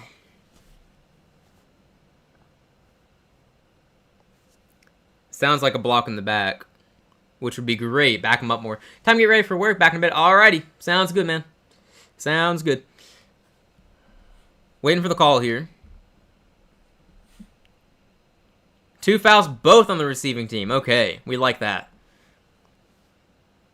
We accept a holding penalty. Okay, that's going to back him up. So it'll be, what, at the 15-yard line? 10 yards from the end of the kick, about the 15-yard line. So bad field position. Defense has to step up again, though. They're playing well right now. Overall, aside from that first drive, the defense has played well. We need it to stay that way, though. Need it to stay that way. Look, I believe in the defense. I believe in the defense. Ah, man. If we lose to the Saints, man, this is going to suck. Archie and the Saints would be interesting. Yeah, I'd be surprised if they did that, honestly. I think Shuck, it's going to depend on how Shuck plays the rest of the year, but I would imagine they're picking a guy in the top 10 or riding it out with Shuck for another year. I have no idea what the Saints are going to do, man. Hopefully they do something wrong, though. I don't want them to succeed. I don't know. No, Archman is going to be an interesting prospect because, you know, he has been playing better the past few games at Texas. I mean, you got to give credit where it's due. If you're going to make fun of him for playing badly, as most of sports media and sports fans have, you got to give credit, too. He's been playing better. I mean, I'm not about to say he should be a first-round pick, though, or picked by us in the second. We probably have too many needs. Like, we still need a tight end. We still need a receiver. I wouldn't mind more offensive line depth. Probably need another corner or safety. A lot of it's going to depend on who we sign in free agency, though, and I don't really have a good way of projecting how that goes. No idea. No idea. How's he been compared to Ewers last year? Ewers was better.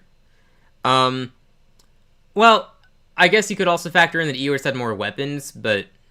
Let's say, I think he had more weapons. But... I mean, Ewers took care of the ball a lot better, and he was better at managing the game. And Manning is just... You can't put the ball in his hands and expect him to go downfield and win it for you more often than not, from what I've seen. But you put the ball in the hands of Ewers, and you expect him to go downfield and win you the game. I saw him do it multiple times at Texas. So, Fields just got picked. Oh man, one of the best streaks in the NFL has ended. That's unfortunate. Genuinely, that's too bad. Would have liked to see that streak continue. And I see Dylan Gabriel threw a touchdown, so... Okay. Dylan Gabriel is better than Justin Fields, is what we've learned today. Maybe he could be our backup. No, I'm kidding, but... It wouldn't be the worst idea. There are a lot of bad ideas out there, so it wouldn't be the worst. Are the Cardinals letting Brissett walk? They would be foolish to. I have no idea if they will, but they would be foolish to, the way he's playing right now. And given that Kyler will not be their guy next year, ideally for them. If we could get Brissett from them to be our backup, I'd be cool with that. Got a handoff in 1st and 10 from the 16. Gonna get stuffed pretty quickly. Broke a tackle, though. Gains about 3 yards. Okay. Okay, they're talking about Chris Olave. Looks like he got hurt earlier in the game, but he's back on the field. Did not see where he was hurt, so slightly shaken up. We'll see if that has any effect on his play. He's only got 1 catch today, but of course it, went for a 62-yard touchdown. So, pretty effective. 2nd and 7 here from the 19. Shuck in the backfield, looking to throw. He's got good protection, and it's going to be caught by 24. He's going to go down at the 20-yard line. It's going to be 3rd and 6 coming up. Okay, let's force a 3-and-out defense. Let's get off the field. Get the offense back out there to take the lead before halftime, ideally. 3rd and 6 here. We're under 3 minutes left. Got a lot of substituting here. Come on, defense. I believe in you. Don't let us down. Come on. Taking their time here on the snap, killing some time. It's 2:40 left on the clock. Shuck looking to throw. Pressure is coming. Oh my gosh, he got the pass completed. It's a first down. Somehow got that to Devin Neal, who took the catch and ran for a first down.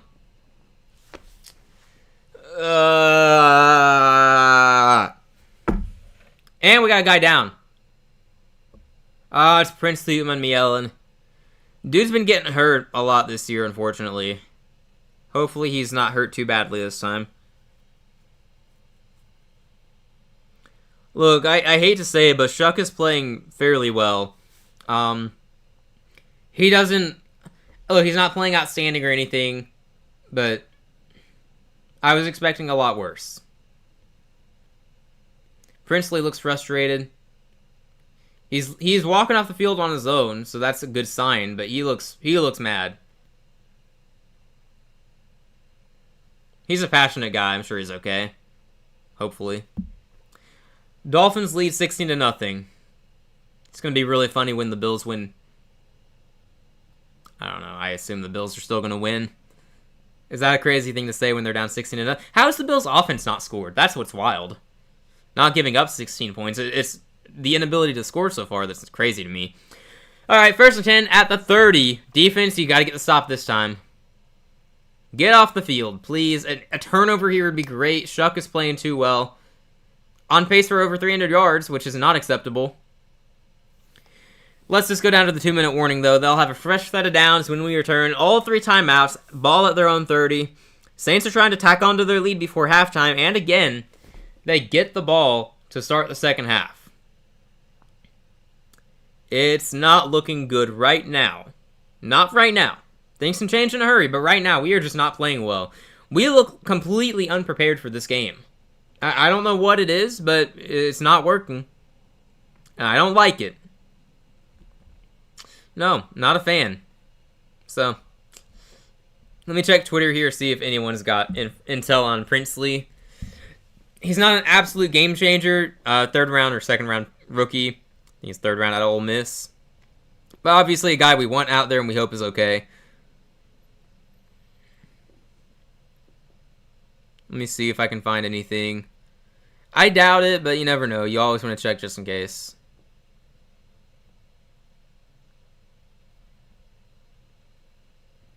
In our last 4 drives on offense, I'm just seeing this on Twitter, we have 17 total yards and 1 first down. Look, I said after our opening drive, we got the touchdown, be happy with it, but we had some issues and we're going to have to fix them. We did not fix the issues. We're still struggling to run the ball, and Bryce is not making the most accurate throws. Look, you take away our run game, you force Bryce to make good throws, and if he can't do it, he can't do it. So, that's been the case so far. Just hasn't been able to do it. And that sucks. It's probably fine. It's gonna be fine. All will be well. We're still gonna beat the Saints, right? I'm fine. Alright. Still scrolling, still looking for information. Looks like there's not anything yet. Still a lot of people talking about Jonathan Taylor, which I'm surprised that they're still talking because usually people move on fast, but good for him. He had a great day. Great day. Let's see. Let me search for Princely. I didn't see what happened to Princely, so I don't know what happened. I just know he was down on the field, and then he was upset walking off the field, but he was walking off as if he were fine, so dude is a dog, but I don't know what happened. He's in the blue tent. That's good info. He's in the blue tent. We know that for sure. Okay. All right. Oh, yeah, outplaying Bryce right now for sure, which I'm not going to say I'm surprised, but yeah, he's outplaying Bryce. We've talked about it a lot today. Bryce is just, he's not good enough. Today, at least, he's not been good enough. He's really good in the final 2 minutes of a game, but otherwise, no. Short gain on first down, dump off or throw to Kamara. 2nd and 7 coming up. Minute 56 to go. He got out of bounds to stop the clock, which is a good decision. Yeah, no, Shuck is playing well overall. Has a couple of chunk plays. He's evading pressure, which I thought we were going to get a lot of sacks in this game because shaky offensive line, or at least it should have been injured and shaky, and our defensive line is good, so... No, he's done a good job. He's played a good game. Credit where it's due. Short completion, again, to Kamara. It's going to be 3rd and short coming up. A lot of what Shuck is doing is also, you're dumping it off to your first read, or you're giving it to your running back, or sometimes you're giving it to the tight ends, but he's also taking some shots. He aired it out to Olave, and J.C. Horn just... I don't know what happened. Either a push-off or he just fell. I don't know. It was weird. But it's not like it's only been, Captain Checkdown out there. He's actually made plays. He's improvised. So, I hate the Saints, but I'm going to give credit where it's due here. Shuck is playing a good game. 3rd and 4, what will he do? Pressure is coming. He's going to get hit, but he throws, and it's caught for the first down. Across the 50 to Olave, but there's a flag on the field. We will see what it is. It's in the secondary.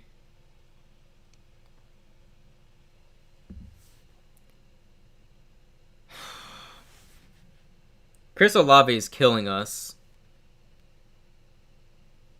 If flag is on us, illegal hands to the face.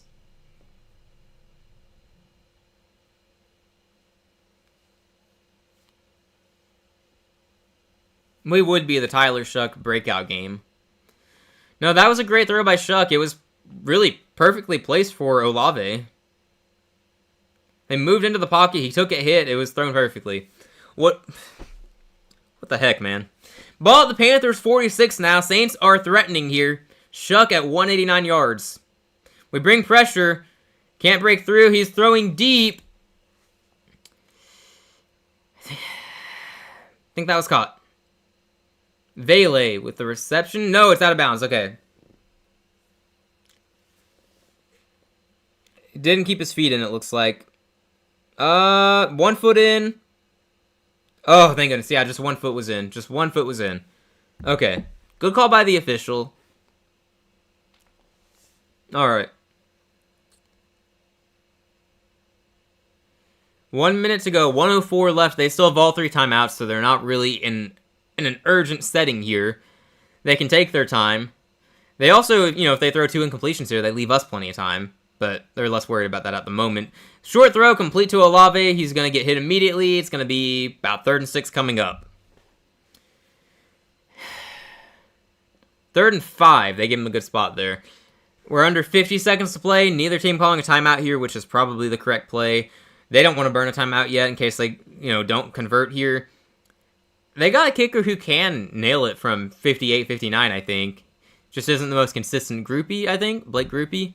Or Group. I don't know how you say his last name. It's going to be a handoff on 3rd and 5. He is going to be stuffed. Thank goodness. Jeez. Kamara is stuffed. It's going to be 4th and 5 now.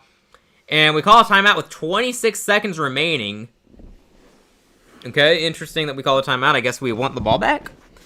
Okay, I guess it's because if they kick the field goal and miss, then we have the ball in good field position. Okay, I like that decision. It'll be about a 58-yarder from here, I believe, so not an easy kick. I don't know if they even kick it. They might go for it.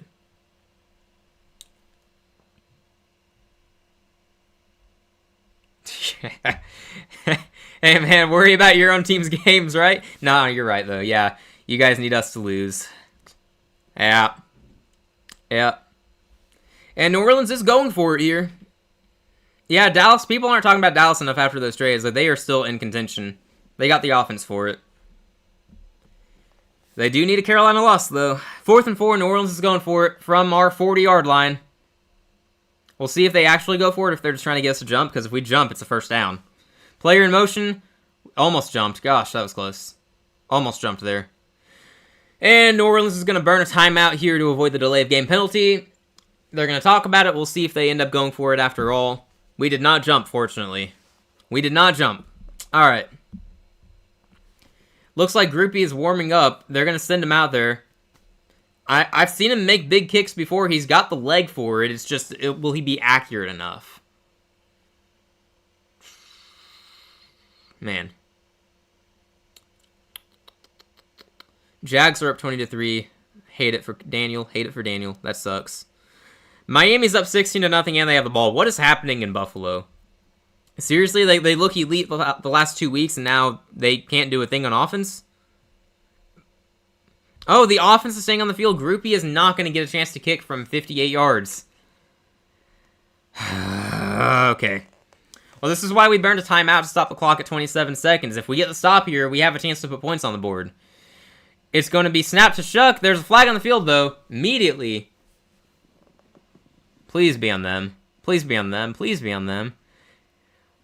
Snap infraction. Thank goodness. It's on them. Alright, guys. We are going to luck out here. They commit a dumb penalty, not only to make it to where they won't convert the first down attempt, because it'll be 4th and 9, but also it's likely taking them out of field goal range unless they want to try from 63. Oh, yeah, that was definitely a snap infraction. Dude was like this with the ball and it didn't let go. Like a fake snap. He faked the snap and then snapped it. Why would you do that? Maybe it was an accident. I don't know. Maybe he just couldn't let go of the ball. Got stuck on the glove. But New Orleans is going to punt now, so that cost them points, man. 2 seconds left, 4th and goal from the doorstep of the goal line from the Pats. Goodness. Okay. They're down 3. Oh, that's tough. We got 21 seconds, and, I mean, we'll have a chance to try to get into field goal range, but from what we've seen so far, we're not going to do a single thing. But I want to see us try. I want to see us try. Because if we don't try, then... Well, I just want to see us show some fight here, and I think we'll try. We'll air it out a little bit, but... Also, don't want to get to the point where we just turn it over and give them points. Yeah, if I'm the Patriots, I probably go for it from the 1. Because you got... No, Ramondra's not playing. You got Henderson. I believe in Henderson, so I give him the ball. Or a QB sneak. Make and run. I would understand taking the points to tie it up. Okay, ball at the 19. We got a little ways to go to get into field goal range, but we may as well try. Bryce is going to throw. Pressure is coming. Please don't get sacked again. He's evading pressure. He's rolling up, and he's going to just dirt the ball.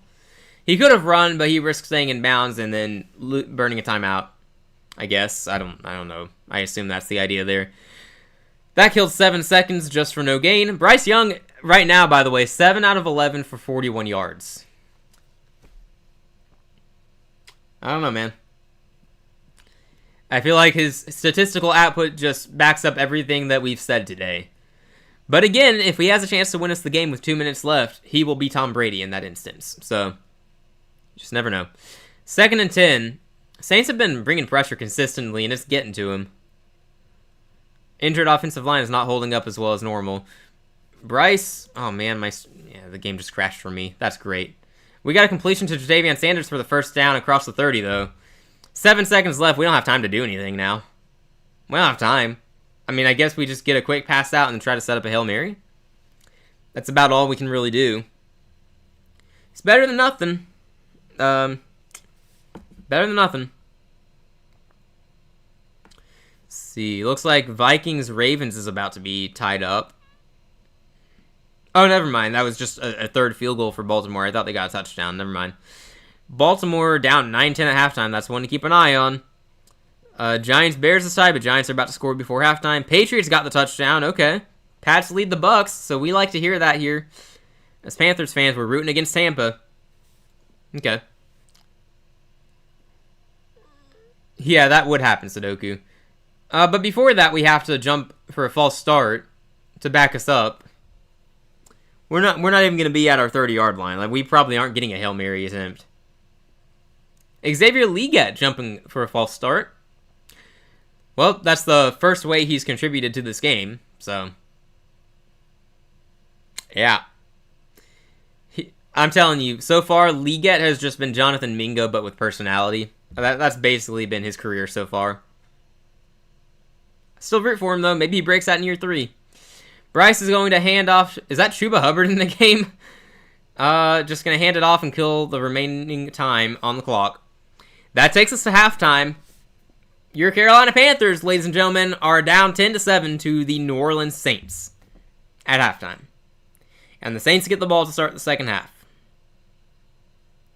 Shuck has 194 yards in this game, and Panthers fans are still going to tell you Bryce Young is the guy with 54 yards at halftime. Why? Why? We just beat the Packers. Surely we can beat the Saints.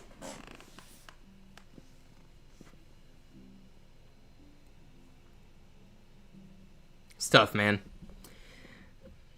We got to actually show something in the second half. The offense has just been putrid today. There's not really any denying that. Like, normally we have our run game, and that's it. We have our run game to rely on, but so far today, the run game is just not working.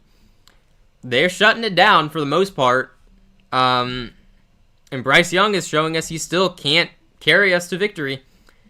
76 yards of offense and 20 points. They got 7 points early on because of a turnover. I do know that. I don't know what else has happened, though. But it's halftime, so I can go look into these things more in depth. The Jags having 20 points at all is just weird, no matter how many yards they have. 20 points against that defense, I mean, like, wasn't expecting that. If you told me before the game they were going to crack 20 points, I probably would have said, yeah, well, they win the game. Trevor Lawrence has only thrown the ball 9 times for 40 yards. Okay. All right. Texans have turned it over twice. That hurts. Yep, that definitely hurts them. Texans just scored, so they're not out of it at least. Oh, yeah. Well, Sudoku, they also had a 73-yard punt return touchdown, so that would also do it. And their field goal, one of their field goals was 53 yards out, so they didn't have to go as far for that. Okay, I mean, I guess. Alright, well, that's a weird one. Hopefully Houston can make that comeback, though, for Daniel's sake, because otherwise Houston's season is essentially over. And we support Houston on this channel. Let's see. The Browns are still trailing the Jets. That's... Honestly, I was going to say that's sad for them, but that might actually be worse for the Jets than the Browns. Like, the Jets... They're tanking. They're full-on in tank mode. So, you should be hoping, if you're a Jets fan, you should be hoping you lose games and get a premium draft pick. The most premium. I mean, you're still going to get a top 5 pick, probably, but you'd rather be 1, not 3. I don't know. Maybe that works out for the best anyway. It's hard to figure out who's actually going to be good in the draft anyway. Pats lead at halftime over the Bucs. Let's check out the stats there. Let's see if Drake May turned around his poor start to the game. Yeah, he's got 2 touchdowns, 180 yards. He's playing well. Baker's playing all right, 116 yards. Henderson with only 22 rushing yards on 6 carries. Kyle Williams has 1 catch for 72 yards and a touchdown. That's crazy. Egbuka, 3 receptions, 76 yards and a touchdown, so he's having a typical day. Yeah, it looks like this game is about as close as you'd expect it to be. Yeah, Dolphins over Bills is just... How do you explain that? Like, yeah, you could have told me pregame Miami was going to be able to pass and they were going to be able to run. Because they've already shown they have the ability to do that on any given Sunday. If you told me Josh Allen would be 9 out of 15 for 73 yards at halftime, I would have questioned that and assumed that that meant James Cook was going off. James Cook has 7 carries for 21 yards at halftime. So, Bills offense just not doing anything today. With 90 total yards. I don't understand. So, is anyone in the AFC good? Like, I came away last week thinking, okay, Buffalo's playing angry now. They're improving. They are peaking soon, or now. And I can't keep thinking that. They are what they are, I guess. Indy played close with Atlanta, which, I mean, Atlanta's weird, so maybe we shouldn't read too much into that. Yeah, Giants over Eagles a few weeks ago. To be fair, though, the Giants, well, they've been a different team with Dart at quarterback. They've been much better with him. But also, when they had Dart and Scatabo there, I mean, they were straight up a good team with those guys out there. Unfortunately, losing Cam definitely affects that offense. And Giants are going to be a serious sleeper next year. Get Neighbors, Cam, and Dart in year 2. Get them all on the field. I mean, I don't know. They have a bright future. We'll see if they can capitalize. We'll See the coaches, too. Speaking of the Giants, they currently lead the Bears at halftime. Not even surprised. Dart, 199 passing yards at halftime. Dang. No, Dart is playing well. Look, I gotta own up to that one. I was wrong about Dart, so far I've been wrong. I guess technically he could be a bust, have a sophomore slump or something, but I didn't think Dart was gonna be any good. I didn't really like any of the quarterbacks in the draft class. I said one would be good just because, but I didn't actually know who it would be. I didn't like any of them, so I'm glad to be proven wrong so far. Jackson Dart is playing very well. Okay, what's happening in the Vikings game? Why are they winning still? McCarthy, 9 of 15 for 130. Does have an interception. The run game hasn't existed, though. For either team, really. Derrick Henry, 9 carries for 33 yards isn't much. Lamar is not passing well. Minnesota's defense looks like it's turned a corner lately, and they're playing like they were supposed to. They weren't playing too well against the run at times this season, but lately they've picked it up. So I don't know if they had a guys injured early in the year or anything, but they're playing well right now. Playing well. Bears-Giants game must have 4 turnovers and downs. That sounds like a thing that would happen. That sounds about right. Yeah. Why not, right?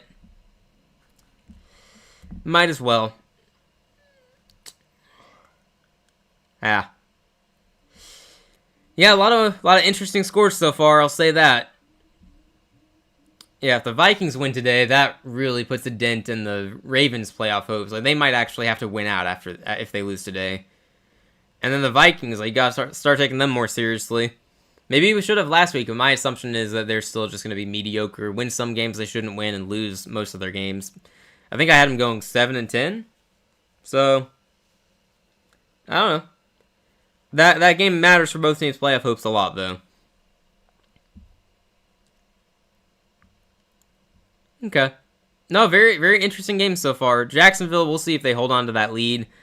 I mean, if the Texans' defense keeps playing like they have so far, they might just be able to make the comeback. Miami over Buffalo. There's no explanation for that right now. Just Miami's offense came to play, and apparently they have a defense out of nowhere. They just traded Jalen Phillips away, too, didn't they? They shouldn't be playing better without him. It's weird. You have the Vikings going 9-8 and getting the NFC 7 seed. Yeah, you believe in them much more than I do, for sure. Well, I guess much more is an overstatement. It's just 2 extra wins, but still, I don't think they get in. I think they lose too many games to the better teams in the schedule. But if they win today, I might have to change my tune. If we lose today too, I have to take us out of my playoff projections.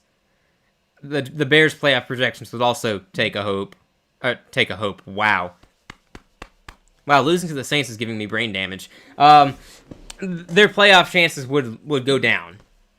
But the NFC is so deep, and yet it's really just the 6 great teams. In my opinion, at least. So you'll have the Seahawks, you'll have the Rams, you'll have probably the Lions and Packers. I'm not really worried about either team. They're both going to win a lot of games still, in my opinion.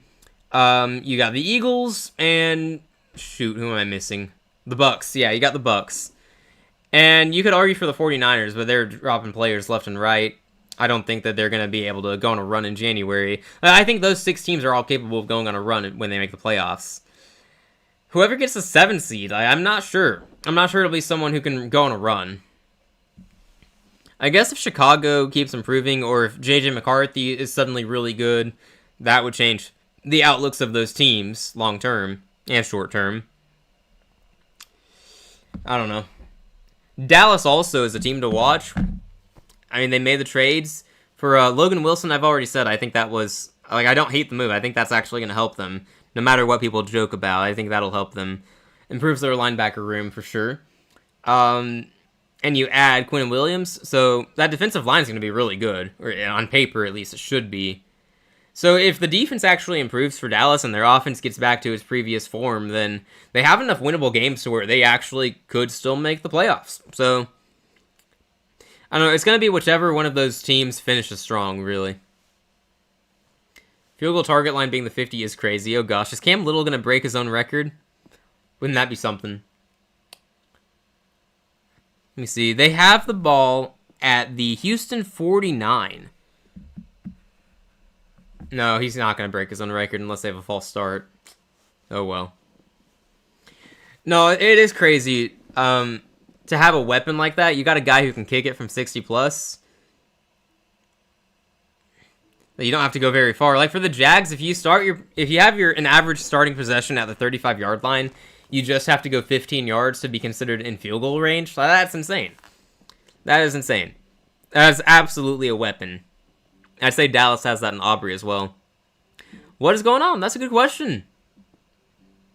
We didn't show up in the first half, so nothing new, I guess. We're not a second quarter team specifically. And Tyler Shuck is playing really well in his second career start. Why are they getting cooked by the worst team? Plenty of time left. Oh, Lawrence just got picked off. Okay, well, having a quarterback who does that would offset having a kicker who can make it from midfield. Yeah, so speaking of teams who should give up on their franchise quarterback, hello, Jacksonville. Yeah, I think Trevor is... He's had plenty of time to develop and break out, whatever terms you want to use for him, but he's still not it. At some point, Jacksonville is like Carolina. Like, you got to consider upgrading if there is an upgrade. And you would think Liam Cohen probably doesn't want his fate tied to Trevor Lawrence if he's still not playing well. And knowing how bad the pass defense is in this game, I'm not surprised that Olave's doing well. I think I said pregame, he's scary. He's going to get his. He's consistent like that. I wasn't expecting his touchdown to be against J.C. Horn, though. That's what concerns me, because we still haven't had the Mike Jack letdown play of the game, so... We also haven't had the weekly play where Nick Scott does something horrible and we question why he's on the team, because that also has to happen. Like, we have a checklist of things that happen. You know, Mike Jackson gets burnt once. Whether or not that's taken advantage of remains to be seen. Nick Scott does something really dumb and we all wonder why he's on the team.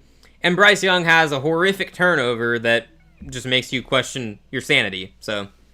He already had a bad turnover, but it was overruled because of a penalty. Hopefully, he doesn't do anything in the second half. Like, we are a second-half team, so still a lot of hope here. And as we've talked a lot about Bryce today, he's not been a good quarterback. He's one of the worst starters in the league, just objectively speaking. I'm sorry to say it, but it's true. But when you give him the ball with 2 minutes left and a chance to win the game, he turns into Tom Brady. So, it's not over till it's over, man. If we have a chance in the final 2 minutes, it's going to be fine. Browns got a fire drill field goal. Wow. Dang, okay. Good for them.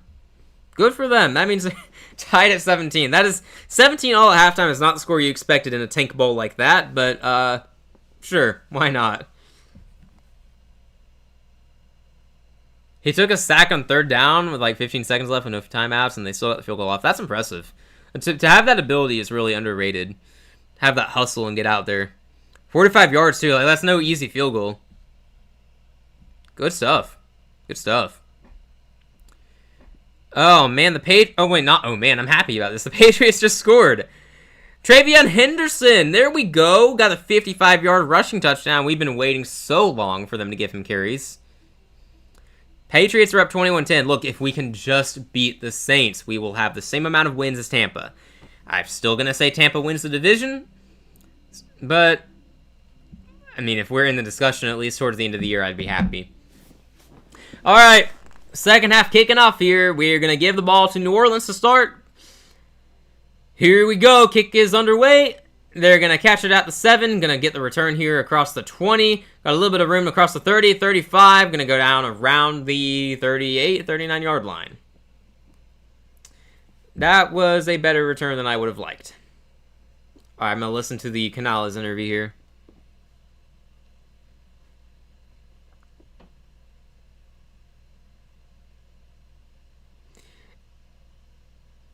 Somehow 83 total yards in the first half, and that's the worst that we've had this year. I'm honestly surprised that's the worst. 83 total yards in the first half, though, that is horrific. Our offense has to do something in the second half. Okay, I didn't learn anything important from that interview. First and 10 at the 37. It's a handoff. It's going to go for about 3 yards. Jets have -5 passing yards. Just for that, I hope they win. I hope they win with negative yards, because that'd be awesome. Okay. All right. Defense, you've got to do something. Please. For the sake of all Panthers fans and their sanity, please. You got to bail out our offense again, because I know you have to do it every week. I know we're asking a lot of you guys, but please. Shuck, plenty of time to throw. Great protection. He's rolling out, directing. He's throwing across the field, and it's going to be incomplete. Just out of reach for the receiver there. Thank goodness.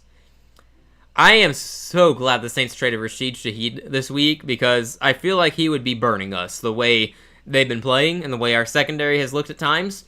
The receiver there had space. The guy had space if Shuck makes an accurate throw. Fortunately, he misses him, so it's going to be 3rd and 7. Alright, defense, just get off the field. Get a 3 and out here. That'd be a great start to the second half. Get all the momentum back. It's 3rd and 7 here. At the New Orleans 40-yard line. Shotgun formation. Shuck takes the snap. Pressure is coming. We got a blitz. See if he evades it. He is evading it. He's running. He's running. He's going to...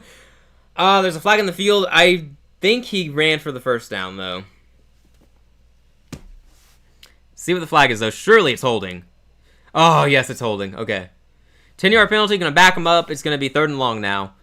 Yeah, I was like, that absolutely has to be holding. I mean, there's no way he avoided all of those defenders coming after him. Like, we had some free runners there. There's no way. But yeah, no, they were holding 99. Otherwise, he was getting the sack. Yeah, that's pretty clear. Okay, good. Good. All right. 3rd and long here. We cannot give up a conversion. It's what, 3rd and 17? Yeah. Come on, defense. They got to throw to convert it, so just lock up the secondary. You can give up some yards, but not all the yards.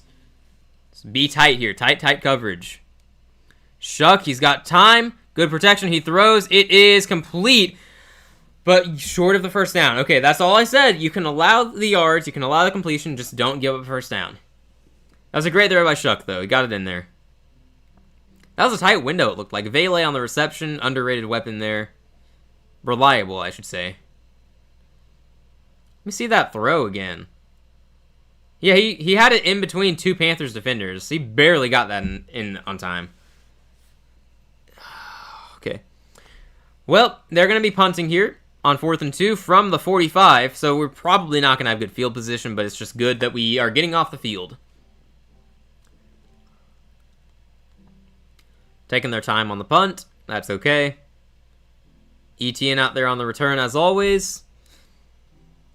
He's going to fair catch it at the 10-yard line. Okay, so for an offense that has only, what was it, 80 yards? Something like 80 yards.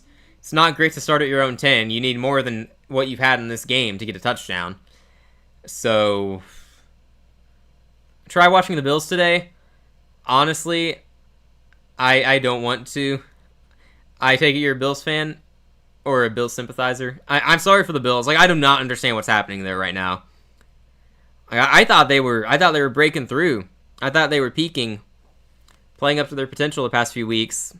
I watched them 2 weeks ago when they blew us out, and then I watched them last week when they controlled Kansas City. So I don't know if you're watching that game or have information on what's happening there, but like, that's kind of mind-blowing right now. No, I think there are a lot of fan bases who would say it's hard to watch their team right now. I know the Jets are tied up at halftime, but I can't imagine it's been easy to watch a team that has -5 passing yards right now. That's wild. Don't know how you pull that off. And Cleveland can't be happy watching their team tied with the Jets right now. Texans and Jags can't be happy watching that game. Dolphins fans might... are Dolphins fans even happy? Because if they mess around and win enough games, they might save McDaniel's job. Might save Tua's job. Easy to watch your team? Yeah. That's true enough. Overall, it's been a good year for you guys. I thought it was really funny, though, how everyone saw Seattle play on primetime against Washington, and suddenly they go from 7 or 8 in their power rankings to 1. Like, I'm looking at my power rankings and going, okay, so I know you just watched the Seahawks play for the first time. You just watched them play for the first time. Either that or it's just an overreaction to them beating the Commanders. I'm not trying to hate or anything. Like, I've been supporting Seattle for weeks. I believe in that team. I believe in Darnold, but I mean, I do now. Now that it's been proven for weeks. I did not know what to make of them in the preseason. I'm not going to deny that. But yeah, I thought it was really funny seeing all the power rankings with Seattle at 1. It's like, that's awesome for them, but they just blew out the Commanders, and now you're going to put them at 1? Why wouldn't you have done that sooner? It's the win over the Commanders that sold you on Seattle? Really? Okay, cool. I mean, Dallas also blew out the Commanders. You don't see them in the top 10. Yeah, I know, just because of the record. Yeah, one's a bit ridiculous. I'll still put them around 4 to 5. They have no marquee wins. That sounds about right. Yeah. That sounds... trying to think of what would be your marquee win. I don't suppose you really have it, though. Giants are up 17-7. Nice. Bryce, play action. I don't know why we aren't running on first down. Bryce is going to throw. It's going to be caught by Ted for an 8-yard gain. Great catch by Ted because it was a little far out in front of him, but he grabbed it with his hands, fortunately. That should have been a much easier throw for Bryce. I don't know why that was a struggle. We have had 4 consecutive 3-and-outs, by the way. So that's how it's been watching Carolina. Yeah. Sudoku, you could argue that the win over the Steelers is a marquee win. Because, I mean, the Steelers have, 6 wins in this league, which is, I guess, good. I wouldn't call it that because I think they're just mediocre, but, you beat the Jags, that counts for something. They're also probably mediocre. Anyway, Bryce, handoff to Rico, who is going to make a cut. Oh, man. Got dragged back. He had a first down and then got dragged back before he could get there. That looked like a gross tackle. Bro, he grabbed him around the neck and pulled him back. My gosh. That is brutal. Gosh, okay. They gave us the first down, though, which I didn't think he got there, but... Okay, I'm complaining. Give us first down. Yeah, absolutely. That was obviously first down, guys. Trust. We got a pitch to Daddle, who's got some blocks. He's going to have to make a cut, though, to get some more yards. It's only going to be about 2 yards. The blocking's just not there today like it has previously been for him. Unfortunate. Saints' run defense is playing well, though. 2nd and 9 coming up. Only gave him 1 yard in that one.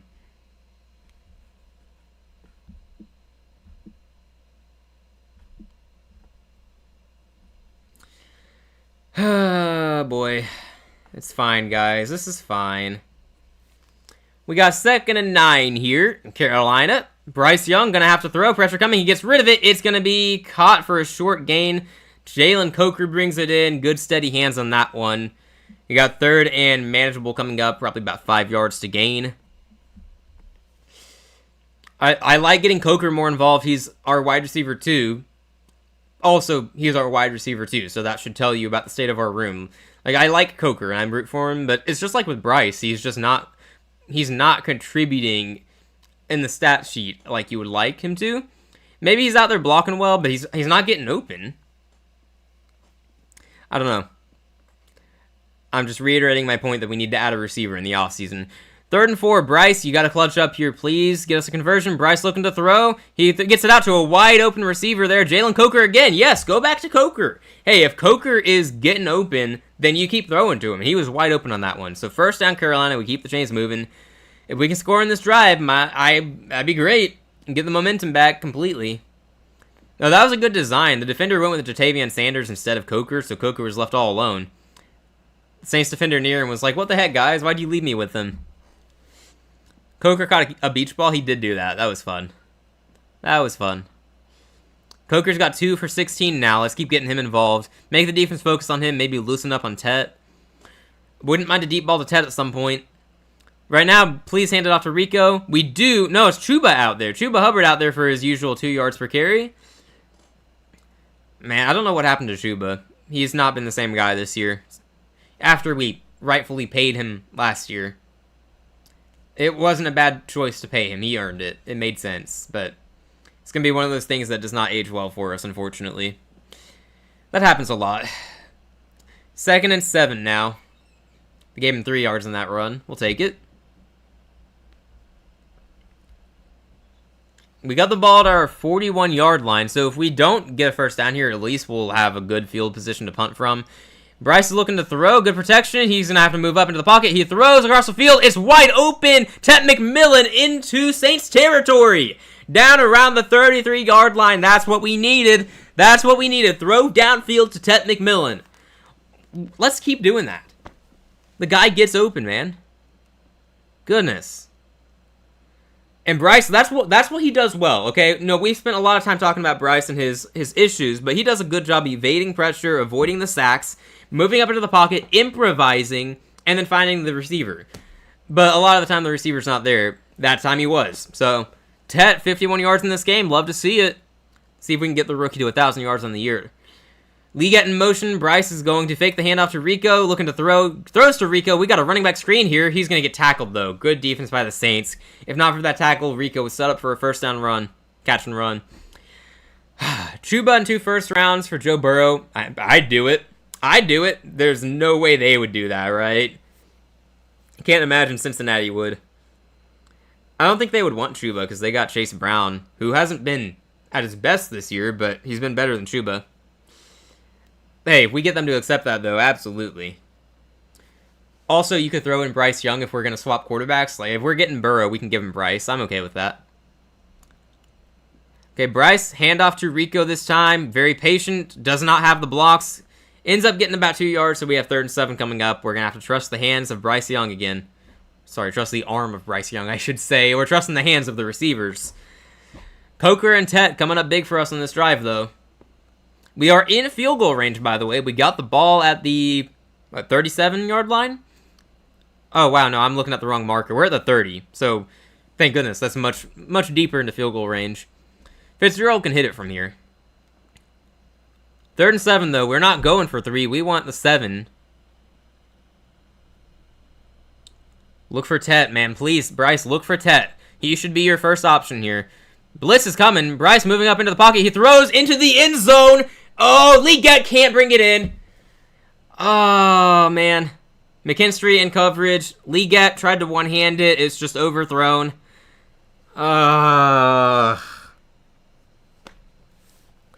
Again, Bryce doing a good job moving into the pocket, avoiding getting sacked. He had space, though. He had Leggett. Leggett was open. He had enough room to make that catch if the ball's thrown accurately, but it's overthrown. That one, unfortunately for us, is not on Leggett. It's on Bryce. 48-yard attempt for Fitzgerald. Oh my gosh, they blocked the kick.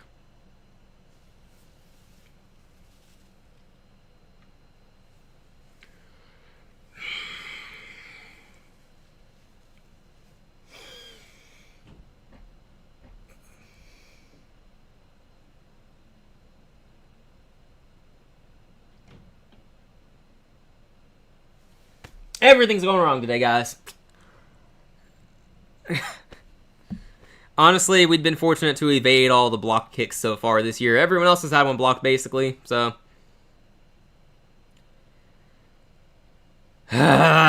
Why? What did we do to deserve this, honestly? And again, why are we airing it out to Leggett? Like, it wasn't his fault, but I always question when we target him. We have Tet McMillan. Why is he not our deep threat in that play? I don't know. I don't know. Vikings officially down and just lost the ball at their 23. Dang. Okay. Well, that's a big swing in that game. Bills a 1st and goal. Okay. Buffalo is alive. Buffalo's alive. All right. Oh, man. I'm not going to be able to show my face for a week if we lose to the Saints, man. I spend too much time talking crap about them. And, of course, I just projected Carolina into the playoffs this week. So, this is a loss I do not want us to take. And, of course, the Saints are the team I hate most, so it's another thing I don't want to deal with. Yeah, it looks like Baltimore definitely has taken a swing in that game. 12-10. They're really leading with 4 field goals. That's a gross score. Giants are up 10 and have the ball. Chicago, what happened to your offense? Patriots are up 11. Yeah, Bills are about to score. They need a touchdown, though, ideally. Or, you know, the funniest outcome, they kick a field goal and then have 2 fourth-quarter touchdowns and win 17-16. Might as well happen. I don't imagine there are many Saints fans in Alabama. No, not... Well, I haven't encountered many. My sister's boyfriend is a Saints fan, if that counts for anything. He's not in Alabama. But still, there is a Saints fan I know now, which was not previously the case. I'm not thrilled about it. But dude, you couldn't root for any other team? Allen got picked off? Seriously? Oh my gosh. Okay, I don't know what to make of the Bills. I don't want to overreact, but that would be a brutal loss. Yeah. And then, of course, they beat up on the Chiefs last week, so what does it say about the Chiefs? I don't know what's going on in the AFC right now, honestly. Like, Denver is going to fluke their way to the Super Bowl. They're going to get fourth quarter comeback win after fourth quarter comeback win all the way until they get to the Super Bowl, and then lose to whichever super team out of the NFC emerges. That's what it's feeling like right about now. Or, it'll be just the Chiefs go on a run because the NFL hates us. All the chaos in the NFL just for a Chiefs-Eagles Super Bowl again? You could see it, couldn't you? It looks like the officials are still figuring out where to mark the ball, which is really kind of sad. Like, you've had plenty of time. Why have you not figured this out yet? Why are you just now worrying about this, guys?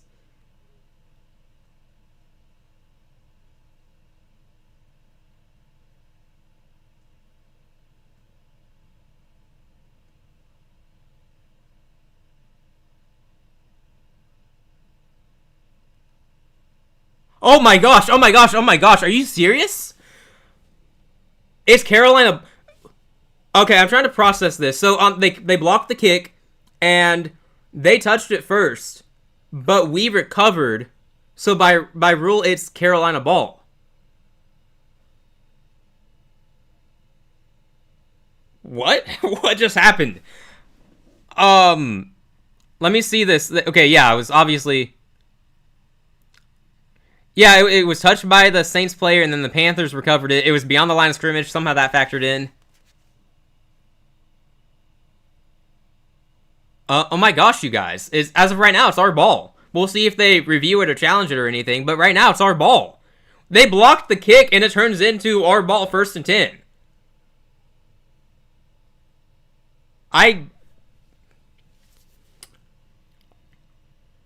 At this point, I don't know what's going on. I don't understand. What the heck, bro? You guys, that's insane. That is absolutely insane. Like, they blocked the kick. The Saints blocked the kick, okay? And then it went beyond the line of scrimmage. And they touched it, but we recovered it. So it's our ball, 1st and 10 at the 30. They blocked our kick, and we get the first down. That's insane. I don't know if I've ever seen that happen.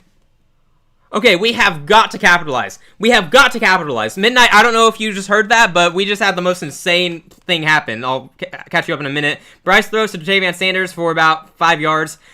So to recap to anyone who was not here for that, we attempted a field goal. They blocked it.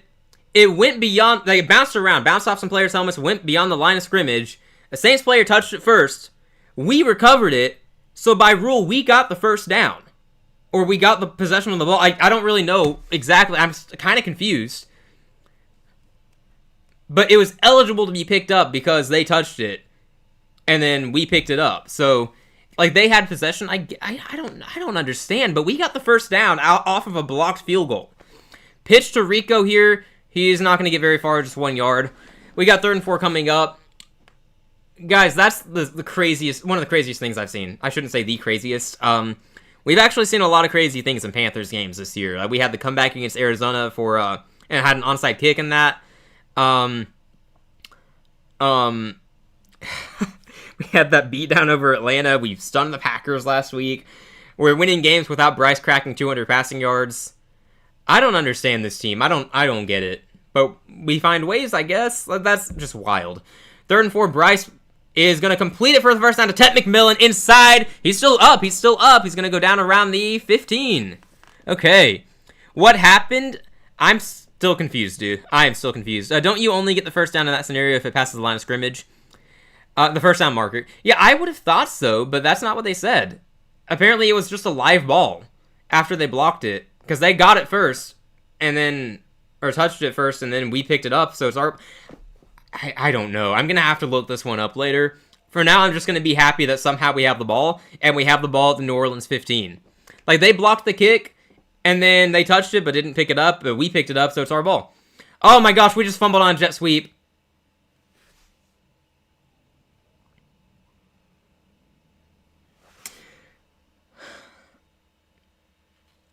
Jimmy Horn. Saints ball. So, what? Let me see the replay. He just... What the heck? He just missed the ball. Bryce is giving it to Horn. He just misses it. Okay, well, there's our stupid turnover of the day. Like, we do it once a week. What on earth? We just have the most ridiculous thing happen on the blocked kick where we keep possession and then we turn it over.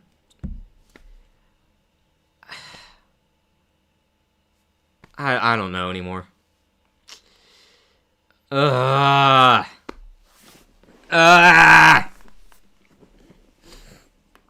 long as they touch it first, it's a live ball. We just can't advance it. That seems to be the case, because they touched it first, we recovered.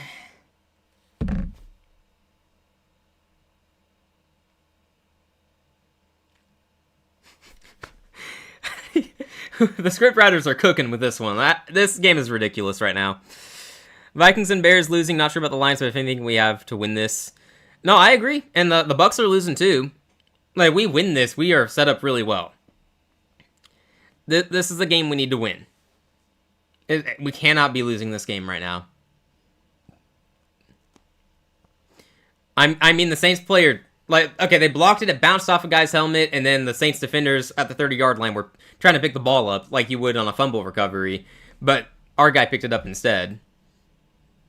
And no one on the field seemed to realize what it meant. I didn't realize. I was all despair and gloom over here. Wouldn't doom and gloom be better? What is wrong with me? Doom and gloom. Gotta rhyme it, man. Doom and gloom.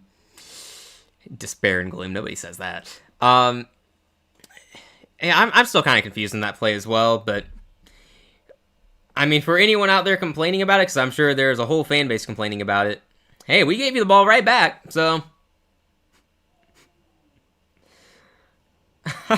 Only we could have that happen and then turn around and say, here's the ball on a jet sweep fumble. Red Zone explained it and showed the play. Okay, that's good, because they can do it much better than I can. Yeah, I don't get it. The weird ricochet and pass the line to gain. Well, did it pass the line to gain? I thought it just made it to the line of scrimmage. Wait. Never mind. Okay, never mind. Alright.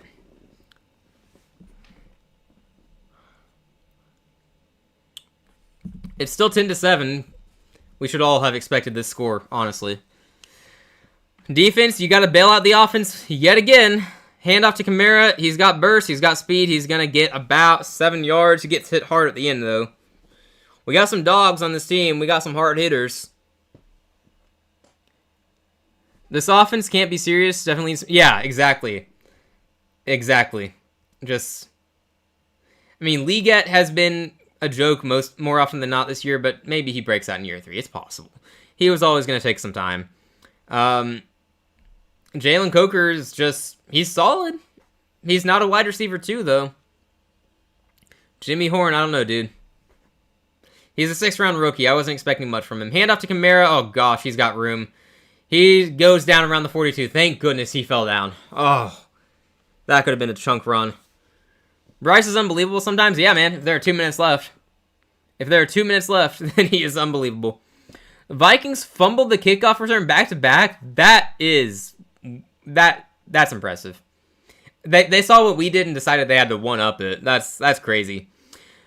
Okay, so Baltimore is going to win, is what I'm hearing. Wait, did they lose the fumble?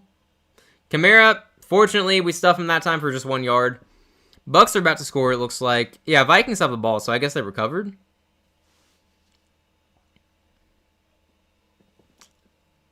Yeah, Minnesota recovered. Man, it'd be wild if they hadn't. Jags up 23-10. Houston's still alive.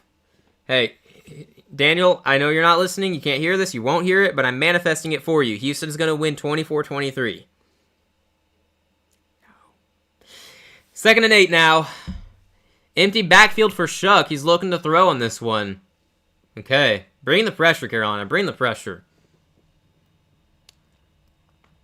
2nd and 8. Barely gets the snap off in time. He rolls out. He throws. It's complete to 83. He's going to be a few yards short of the first down, though. Actually, fell forward. He's going to be 1 yard short. This is a big dude. He is so inconsistent. Oh, no, hang on. We got a player down. Oh, it's Wallace. It's Trevin Wallace. He's been playing really well for us. 2nd-year linebacker out of Kentucky. Been a much improved player the past month of the season. He looks like he's hurt. Okay.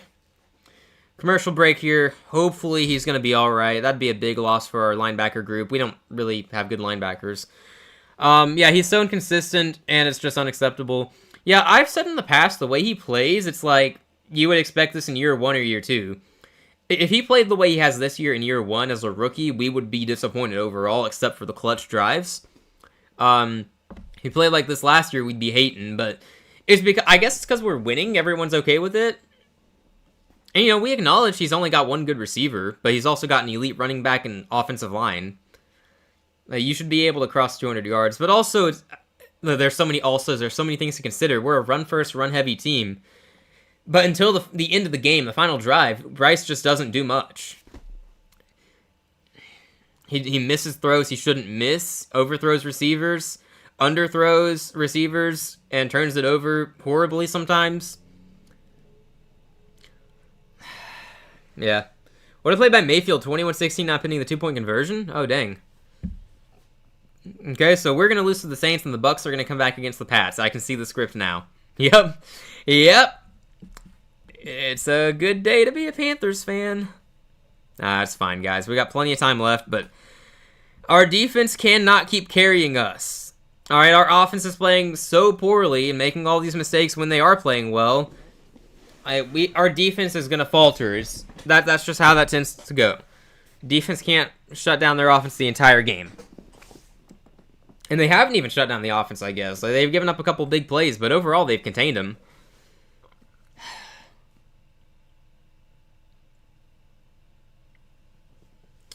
All right. Okay, I see we're at 396 subs now. Haven't checked in a little bit, so thank you to our 3 new subscribers today. Really appreciate that. I don't know if you guys came from this stream or elsewhere, but really appreciate it. Love to have you here. Almost at 400 now. Working hard to get there. Our goal is 500 subs by the end of the year. I think we can get it, but it'll be close. We got hope, though. That's our goal. It's been our goal since the offseason, so. All right, let's see the play here. They're showing the replay on Trevin. Okay, it's not clear what happened on that play. 3rd and 2. This is a big one. We get off the field here. That's great. If not, then it's a snap to Taysom. Oh, we meet him. Thank goodness. So often in the past, Taysom has tormented us. It's nice to be able to shut him down in the backfield. Gained a yard, so it's 4th and 1. They might go for it here. Honestly, just run the same play. It'll probably work. I'm not going to lie. Great stop by the D-line there. Derek Brown is a beast. Look, if we fit narratives, Derek Brown would be talked about as the Defensive Player of the Year candidate, or at least a Comeback Player of the Year candidate. Because, you know, he only played 1 game last year. He should be in the discussion for Comeback Player of the Year. 4th and 1, they're going to go for it. Shuck under center. I'm guessing they're going to sneak it or hand off to Kamara. D-line is going to meet Kamara in the backfield. Somehow he escapes. Are you kidding me? We got in the backfield and couldn't wrap him up. Oh my gosh. Kamara gets the first down. Derek Brown was back there, man. Derek Brown got back there. Somehow Kamara escaped. I don't know how. Let me see that replay. How did he... Why? That was a great move by Derek Brown to get back there, but... Problem is he was behind Kamara, and Kamara's got strong legs. He kept pushing, kept kicking. He just dove forward and got the first down. Big pile of players here. Kamara dives through and gets the first down. 1st and 10 at the Panthers 49. Play action for Shuck. Looking to throw. He's going to throw short. It's complete. And Moreau gets a little bit of yak. It's going to be second and short now because we can't tackle. Look, Shuck has not had to do much for a while. He's just taking the easy throws to tight ends and running backs, which, if it works, it works. Dink and dunk. For the most part. This Bucs team is infuriating. Yeah, okay. You've got a free playoff spot in the NFC South. Don't even. Vikings turnover and downs. Dang. Ravens got a field goal incoming. So it sounds like that game is all but over. We're trending that way. We got a run here to Kamara. He's gonna see where they spot him. I think that's a first down. That looks like a first down to me. End of the third quarter here, so we're trailing the Saints in the fourth quarter. It's unacceptable. They missed. All right. Nice. Saw a video of how just running Rico isn't sustainable. Starting to see why. Yeah. No, I think that's been... I mean, we probably should have all seen it coming. Like, of course, teams are at some point just going to be desperate and stop Rico and make Bryce beat them, and he can't do it unless there's 2 minutes left on the clock. I'll never understand why he does that. He's just got the clutch gene, I guess. You just got to have last possession, then pick off that Shuck interception, or an overtime. Defense will win you the game. I hope so. I'm also scared we're about to give up a touchdown here. Our defense is obviously tired. They're not playing well. Texans in Houston territory, or Jacksonville territory, still down 23-10. Okay. Hey, they got life. Houston's got life, man. And for Daniel's sake, I hope that they pull through. What a weird game that is. Like, Jacksonville's only winning because of a special teams touchdown and a Davis Mills interception. I mean, that counts. It matters. So, still a very weird game. Yeah. Let's hold them to 3 at least and give ourselves a fighting chance. Let's hope so. Look, if we have a one-possession game with 2 minutes left and we have the ball, I believe. I don't know that there's been a more clutch quarterback in the NFL over the past few years than Bryce Young. I think he's tied since... what was the stat? Since a certain year, it might have been 22 or 21, Bryce is tied for first in the league in fourth quarter game-winning drives with, I think, 9. Like, he's tied with guys like, I think Mahomes was up there. I do not remember the stat. I saw it a few times, and I'm blanking right now. But, you know, he's been among the most clutch quarterbacks in the league, and he's done that in fewer games than the other guys. So, he's been clutch. Whatever you want to say about Bryce, and believe me, we say a lot about him on this channel. I'm not one of those Panthers fans who pretends he's an elite quarterback, because he's not. Not right now. Not right now, unfortunately. But credit where it's due. He is ridiculously clutch with 2 minutes left. Loop missed a 56-yard field goal. Ravens still lead 19-10. So Minnesota's got life. I mean, I'm rooting for Baltimore in that game because I've maintained my stance all year that they're going to go on a run and win that division. So I would like to be correct, but yeah. I also want to be correct about the Vikings. I said in the preseason they weren't a playoff team. Bills are on the board. Look at that. Good. Keon Coleman with a 35-yard touchdown. That's good to see. Buffalo's about to score 3 times in the fourth to win. That would be really funny.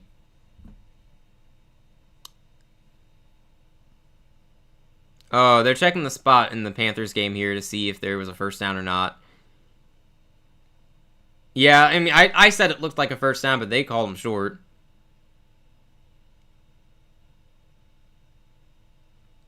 Yeah, looking at it again, I think that is a little short. They're bringing the chains out, though. Okay, they give him the first down. Flip a coin every week, bro. Nothing makes sense to any team. That's true, man. League is weird. This league is so weird. Can't trust anyone. Rams may be the most consistent.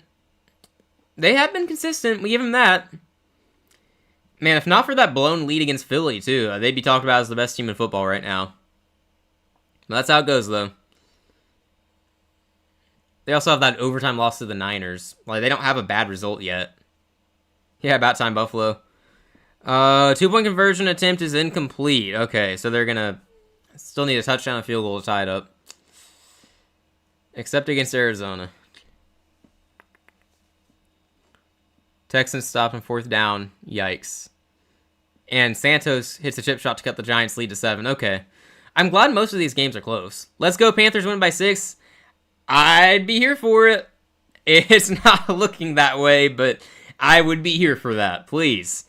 They got 1st and 10 at the Panthers 39 in field goal range. Shuck is going to throw play action. Almost gets sacked. He dirts it. Gets rid of it just in time. Nick Scorton all over that one. 2nd round rookie out of A&M. He's been very good for us. Gets the pressure.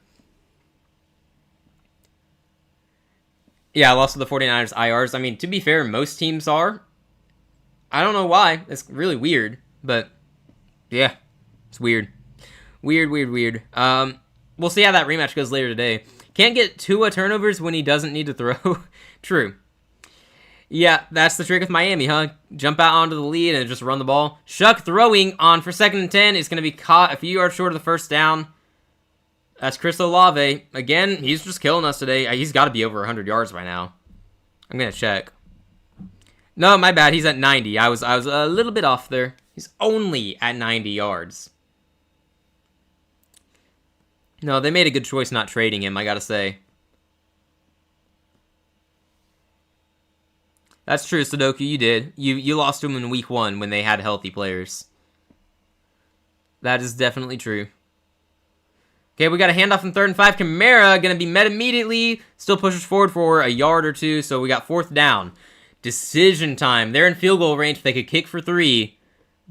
But if they get 7 here, that it's gonna be hard for us to make that comeback. If I'm Kellen Moore, I'm keeping the offense on the field. Honestly, it's 4th and 4. Yeah, they're going for it. They're 2 for 2 on 4th down. We need to make it 2 for 3. We have to get the stop here. Please, defense, please. Bail the offense out again, as you do most weeks. Empty backfield for Shuck. He's looking to throw. Pressure is coming. He's going to get sacked. Let's go. We got the sack in the backfield at the 40-yard line. Turnover on downs. Carolina takes over. No points allowed in that one. 10-7 remains your score, ladies and gentlemen. Oh, boy. Defense is bailing us out. Nick Scorton with the sack. We were just talking about him. I said it. He brings the pressure. Bro, he was low-key being held on that play, too. Oh, let's go, man. Nick Scorton got the sack. Enter Nick Scorton's name into Defensive Rookie of the Year conversations. No one's been elite out of the defensive rookies. Nick Scorton, though, he's definitely affected this defense. We've played much better ever since we gave him more snaps. Oh, man. Love that. Love that. 2nd sack of the day for the Carolina defense. We got the ball at our 40-yard line. Have to score. Only 13 minutes left. I guess we don't have to score, but for the sake of momentum, we got to score. We got the momentum now. We have to capitalize. We got to be able to put the ball either through the uprights or into the end zone. Rico Dowdle, 15 for 47 today. A rare off day for him. Man, Nick Scorton is a beast. He absolutely is, man. Absolute beast. And he's a young guy, too. I think he's only... I'm going to look it up. I think he's only like 20 years old, 21. Like, he's a young guy coming out of college. Yeah, like, he's younger than me. He's a month younger than me, which is kind of mind-blowing for me, personally. This guy, I'm watching this guy tear it up on my team. He's younger than me. Yeah, that's a weird feeling. Doesn't matter, it's only a month. Who's Nick Scorton? So he is our 2nd-round rookie draft pick out of Texas A&M. He was not supposed to be there in the 2nd round. He was mocked in the 1st round. You can go back through some of Tom Grassi's stuff. I'm sure you all know who he is, or most of you do. Top NFL content creator, but he wanted Nick Scorton in the 1st round, and a lot of people did. So, like, he's a 1st-round talent player, but he's just raw and young. But he's been good for us. I think he just got... I think that'll be his 3rd sack of the year. Which I recognize is not great overall, but, like, he's only started half our games, basically. We've been giving him more and more snaps every week. But no, he's making his presence known. We've played so much better ever since we got Scorton more involved. That was a great draft pick. I'm glad we got him in the 2nd round. Absolute steal there. I think he's going to be a force to be reckoned with for years to come, honestly. I know I'm biased. But no, I believe in him for sure. Oh, man. Yeah, Nick Scorton is the better Nick. Absolutely better than Bonito. He's not right now, but we're going to say it. Love Tom Grassi. Yeah, he's the best. He is the best. He's going to earn more time now. He better. He should be out there as often as possible. True story, I actually started that Scorton Kid in league where... Oh, nice. I bet that worked pretty well. We got Chuba Hubbard taking a carry for about 4 or 5 yards. We'll see where they mark him out. Yeah, I've never actually played in a league where you can use that position, like defensive player position. I'll have to do that sometime. Well, you choose any player, right? Like, I think, yeah, a lot of defensive players don't get many stats. True. If you get someone like Myles Garrett or, I guess nowadays Nick Bonito would be high up there. Brian Burns, of course, leading the league in sacks. All right, we got 2nd and 5 at the 45-yard line. Looks like Chuba is still back there in the backfield. Showing pressure. Not bringing it, though. Bryce has plenty of time to throw. It's picked off.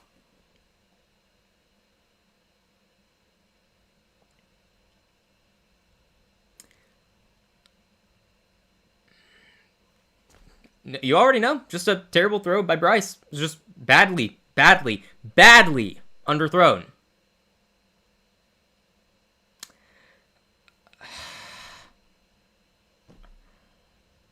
Yeah, he bails out of the blitz, and the guy that was showing pressure, he threw it right to him. Bryce threw right to the guy.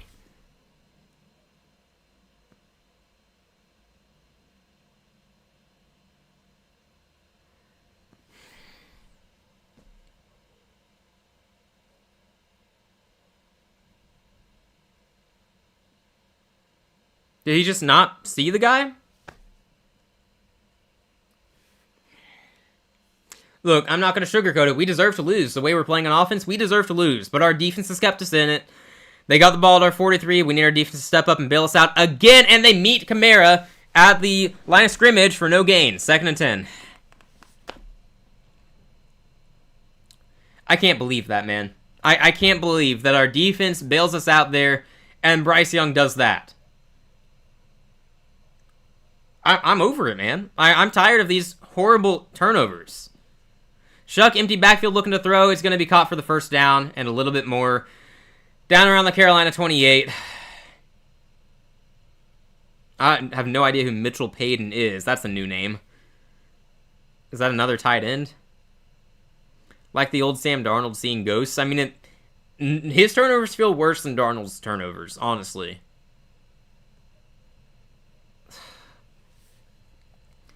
Saints have all the momentum and more now. At the Carolina 28. Look, if we give up a touchdown, I'm calling it over. The way our offense is playing, the way Bryce is playing. I don't feel good about it. It's a handoff here. We meet him in the backfield again. Run defense is all over it right now. We got to guard those tight ends, though. They keep burning us. Cannot believe that turnover. That's...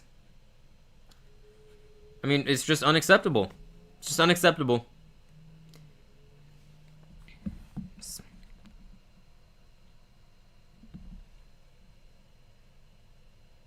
Russell Wilson is in the game for the Giants, I'm seeing, apparently. That, I guess Dart is in the injury tent. That's not good.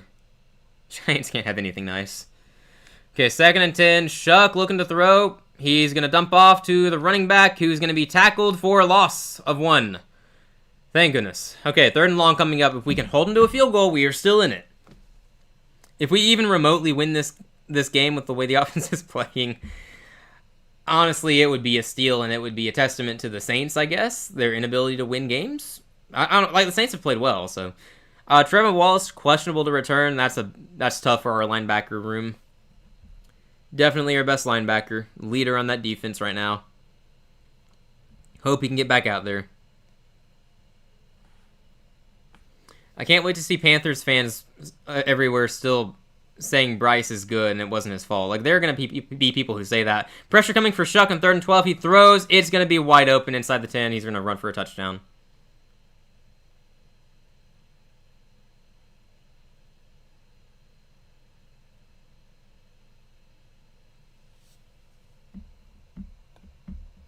I don't want to hear a soul blame our defense. It is not on the defense when Bryce Young is going to play the way he's played.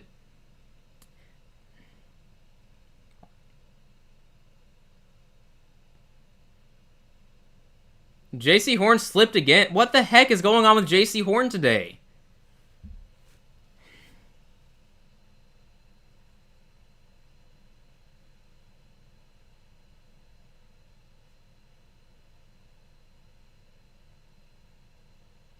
Horn's giving up 2 touchdowns today, man. That's...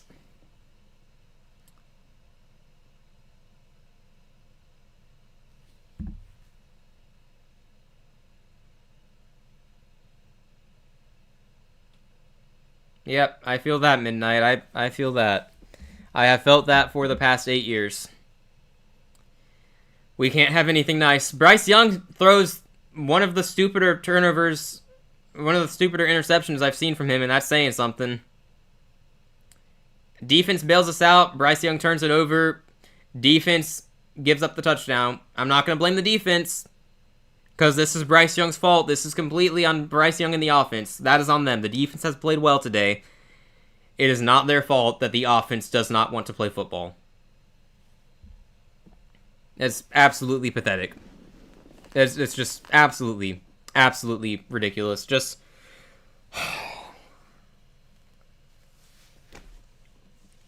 And Saints fans are going to be so annoying all week. I'll just have to stay off of Twitter. I'm just going to stay off Twitter this week. That's what I'm going to do. Oh, man. Do you ever wonder what the team would be like if we had Surtain? No, I've never really questioned that one. I mean, we took JC, and when he's on the field, he's been very good. This is really the first time I can think of where he hasn't been good. I do not know what's happening with him. The second time he slipped today. Well, this play was just he straight up slipped. He wasn't juked out or anything. He just slipped. Yeah. Yeah, I mean, obviously Surtain has been the better corner in the league, so if we could undo that, we could take him instead, that'd be great, but I don't regret taking JC Horn. There are players I've regretted taking. JC is not one of them. There's no fixing this today. Hurt with you. Yeah. Yeah. Entire NFL is bizarre today. Seems that way. Nope, defense is not at fault at all. Agreed.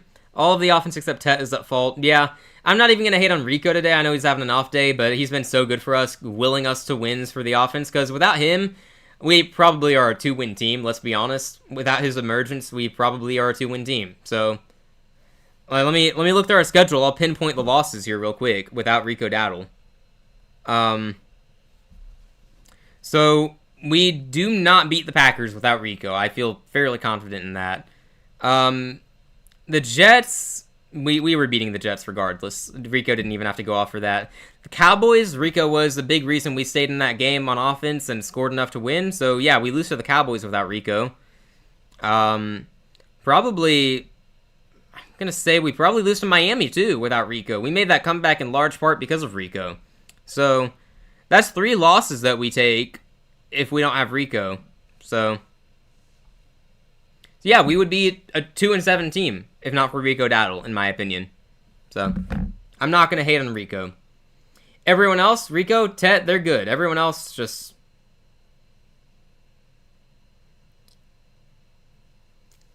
I don't know.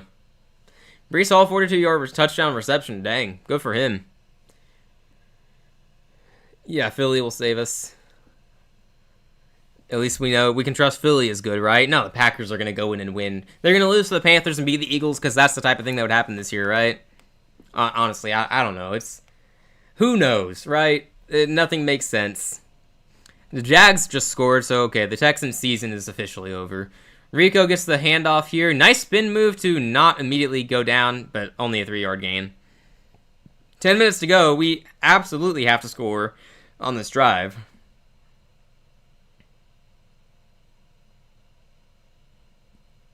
Rico's apparently dealing with a quad injury, by the way, so they're talking about that right now. We're running him into the ground, man.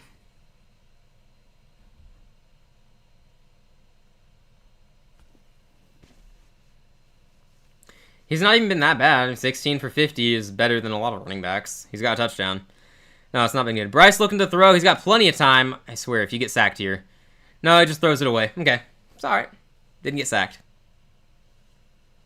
They brought pressure. He evaded the sack. He just threw it away. No one was open. Bryce, 15 of 23, 118 yards, 1 interception. We have 8 drives, 4 punts, 2 turnovers, 1 field goal blocked, and, the fumble. Well, I guess that's meant with the 2 turnovers. Since our opening drive. So it's been a long day. Allen fumbles. Wow. That's... Sure, why not? 3rd and 7 now. We've got to convert. We got to score. Bryce, pressure coming. He throws. It is incomplete. It's behind Tet McMillan. Flag on the field, though. Bryce, he's down, so, I mean, he's fine, but I think they roughed him. It's only 10 points. We got this. Midnight, watching our offense, I have no faith right now. If we score in this drive, then I'll have faith again, because it'll be a one-score game. We have to score here, man. This team makes it hard to have faith. I'm sorry. Alright, let's see. Please be roughing so we keep the ball. Yeah, hopefully they focus on the Bills and forget about us. I think that's probably what'll happen. They do call roughing the passer, so new set of downs for Carolina at least. Super fortunate to be helped out like that, because our offense was doing nothing. Yeah, the media's not going to talk about us. They're just going to forget about us. But now anyone who talks about us is going to go, oh, you lost to the Saints. You're terrible. Even though we're going to be 5-5. So we're still, like, we're still not terrible. We're just also not good. We're not bad. We're not good. I don't know if we can call ourselves mediocre. 5-5 team, mediocre, I guess. I don't know. You just don't ever know what version of this team shows up. Bryce Young at midfield. He's going to throw. It is caught by Tet. Sorry, that's not Tet. That's Jalen Coker. Good hands on that one. Just reaches out and grabs it. Got 9 minutes to go. 2nd and 5. We have to at least come away with 3 points in this one. Yeah, JC's gotten burned twice. Pick 6 goal. Yeah, I would. Yeah, I don't know what happened when he slipped on that last one. Bryce handoff on 2nd and 5. Rico got the speed. He's going to be a yard short of the first down, though. Yeah, on the Chris Olave play, I mean, there was mutual contact. I think you could argue for a push-off on that one, though. Like, I don't know why else JC would just randomly fall down. No, it's been weird. It has been a weird day for JC Horn. I don't know what to make of that. Everyone has an off day, I guess. He's been shut down so far. All right, careful not to jinx him, Steve. Yeah, I know. 3rd and 1. Come on. Just give it to Rico, I guess. He's met immediately. Bad blocking on the left side. I don't know what happened on the left side, but there's no blocking, and he's met in the backfield for a loss of 1. It's not even that we can't get the offense down the field. We are just handing them the game. No, that's pretty accurate.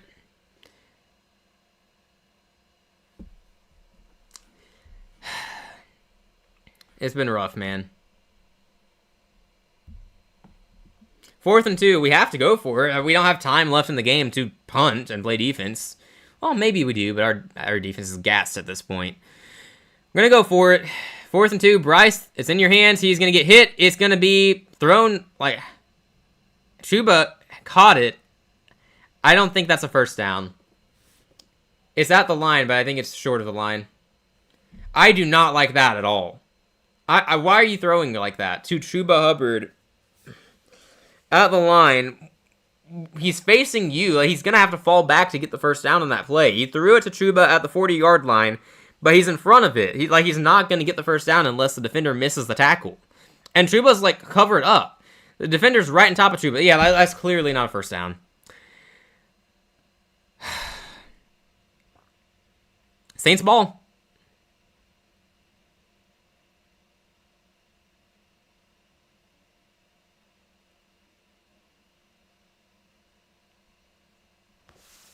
I don't understand that. Like, I don't know why we threw to Chuba there. Short of the first down by a yard. 1st and 10, New Orleans. We have to get a stop here. A turnover would be great. It's a handoff to Kamara, who's going to be dropped for a loss of 1. So, run defense continuing to play well, at least. Braves to go up 2 scores again. All right, so that one's probably over. They say the same about Bills. If Tampa finds a way to lose, you can still get your division. That's all that matters. True. 3 sub. Thank you. Appreciate that. I don't think Tampa's giving up the division. I don't see us getting more than 9 wins, honestly. So, look, if we could, that'd be great. I would love it. Host a playoff game. If we win the division and host a playoff game, I will be at that playoff game. Mark my words. I don't believe it's happening, though.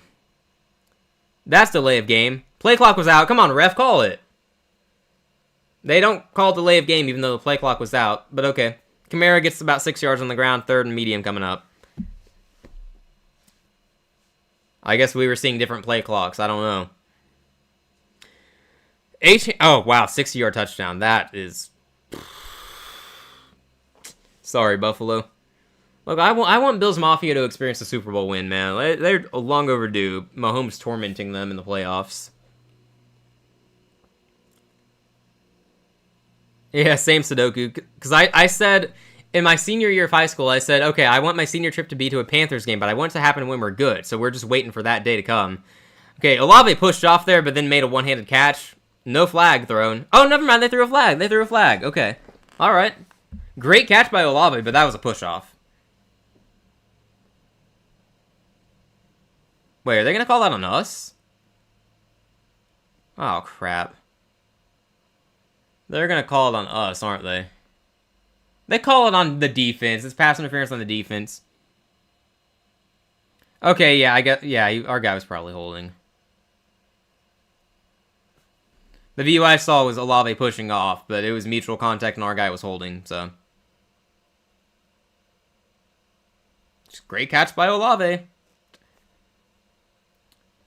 Only saving grace is Bears and Vikes losing and Bucks losing to keep the division crown in check. Yeah, I mean, the season's not over. We're still going to be in the hunt, but we play the Bucks twice. We play Seattle. We play the Rams.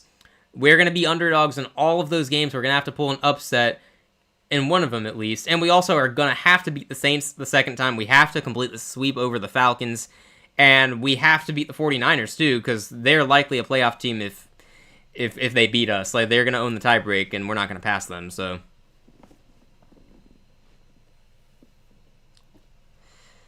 I would have benched Bryce in the second quarter. We're not going to bench him. We saw how this team looked with Andy Dalton, man. Somehow it gets worse. So, no, I mean, we've learned a valuable lesson today. If they take away the run game, we can't do a single thing on offense, which should be eye-opening to everyone who's defending Bryce Young still. Look, I wear his jersey because I like him and I root for him. But you can't keep turning it over like that. Kamara breaks some tackles, gets the first down inside the Panthers 30. Why do you keep talking like the game is over? Man, I've watched the Panthers play football for years. I generally have a good feel for if it's over or not. I have no faith right now. That turnover on down sealed it, man. Look, I hope I'm wrong. I would love to eat my words.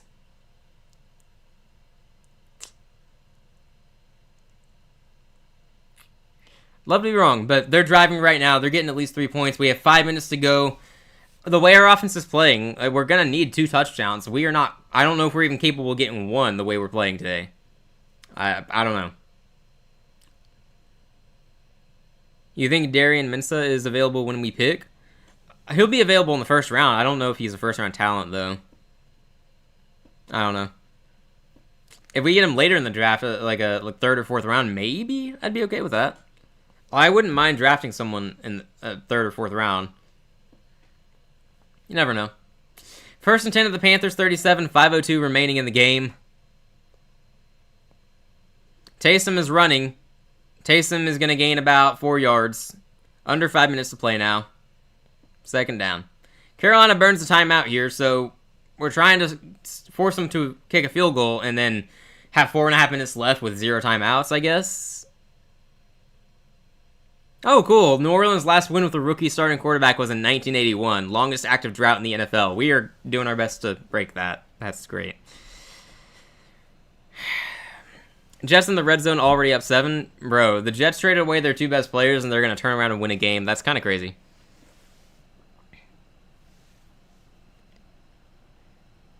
Yeah, Steve's a Cowboys fan. He's rooting against us because he wants us to lose enough games for Dallas to pass them in the standings, I reckon. And I'm not a Dallas hater. I got family who root for them, so... Yeah, I don't like us burning the timeouts. I mean, I get it. We're just preserving time because we need all the time we can get. Very likely, if we even score another touchdown, it'll be 20-7 in a moment. We stuff them on third down, or on second down, so it's third and mediocre? Like 3rd and 7, maybe? Mediocre to long. But yeah, we need time. We're likely going to have to score pretty fast. Try to score before the 2-minute warning. Well, we're probably gonna have to get another onside kick. Yeah. Look, I mean, there's still life. It ain't over till it's over. We know that's how it works. But look, any Panthers fan who's watched this team before knows how this tends to go. All of us realistically knew it was a trap game. Also, we just let Taysom Hill run for a first down on 3rd and 5. So, just...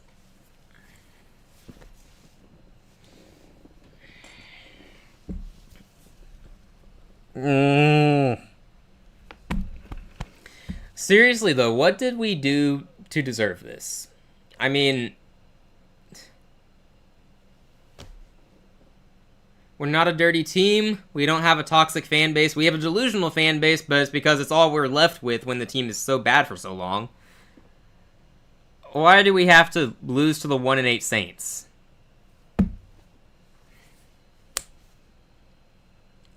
At least the Bucks are going to lose, yeah. Yeah, at least Tampa's going to lose, but Vrabel about to have a... Yeah. No, Vrabel, yeah, he's going to probably be coach of the year at this rate. And with the Bills... Oh, man, the Patriots might run away with that division now. My gosh. That's not right. And Kamara is going to gain a few yards here. We are out of timeouts now, by the way, so that's going to take us down to 3.5 minutes here.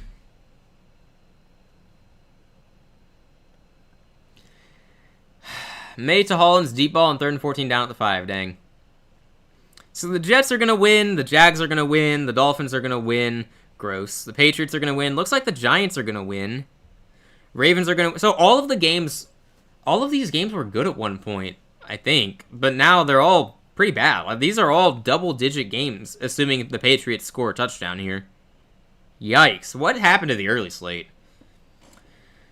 Okay, it's a high snap. Taysom is going to run again. He's going to gain about 2 yards. So 3rd and 5 again. Down to 3:19, counting down. They're not going to snap it until 2:40 on the clock. So the next play is going to take it down to the 2-minute warning. That's a good way of putting it, midnight. Yeah. Yeah. But we have enough hope. It's not like the Jets where they just know they're going to suck. Sorry, Jets fans. Or Browns fans too, I guess. Like, these are teams that are used to just losing and expected. Us, even though it's been that way for 7 years, every offseason we do something that gets our hopes up, and then we genuinely believe in the team coming into the year, and as soon as week 1, the hopes are dashed. But again, oh gosh, we just let Taysom run for another 3rd and 5 first down. Our defense can't even... Okay. That's going to take it to the 2-minute warning. They're just going to kneel it out. Guys, that's the game. You ask why I was talking why the game was over. That's why. Like, we've seen this before. I know how this goes. That's the game, man. 2-minute warning coming up. They're just going to kneel it down unless they have the audacity to run up the score on us, I guess, which wouldn't be the first time that's happened this year. Probably wouldn't be the first time the Saints have done it.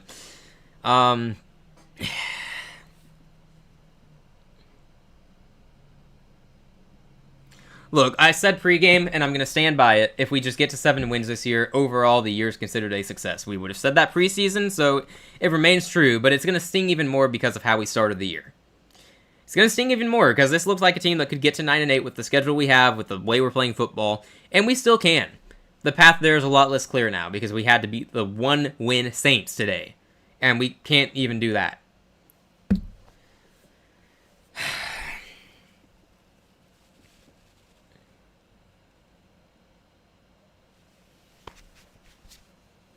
We need more supportive fans. Dude, anyone who's still a fan after all this time is supportive. No, look, I'm supportive. I had us making the playoffs before today, man. And I'm still going to have us going 8-9 probably.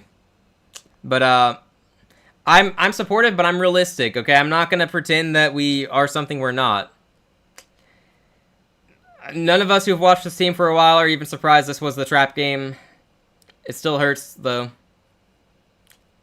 Look, I try to be positive. I've been positive all week. I'm positive coming into the game every week, but once the stuff happens on the field and you see what's happening as it plays out, it's like, you gotta call it like it is sometimes. And we have to acknowledge that this team still has a lot of problems to fix in the offseason. This is still rebuilding, alright? We were not supposed to be competing for a playoff spot this year, according to most people.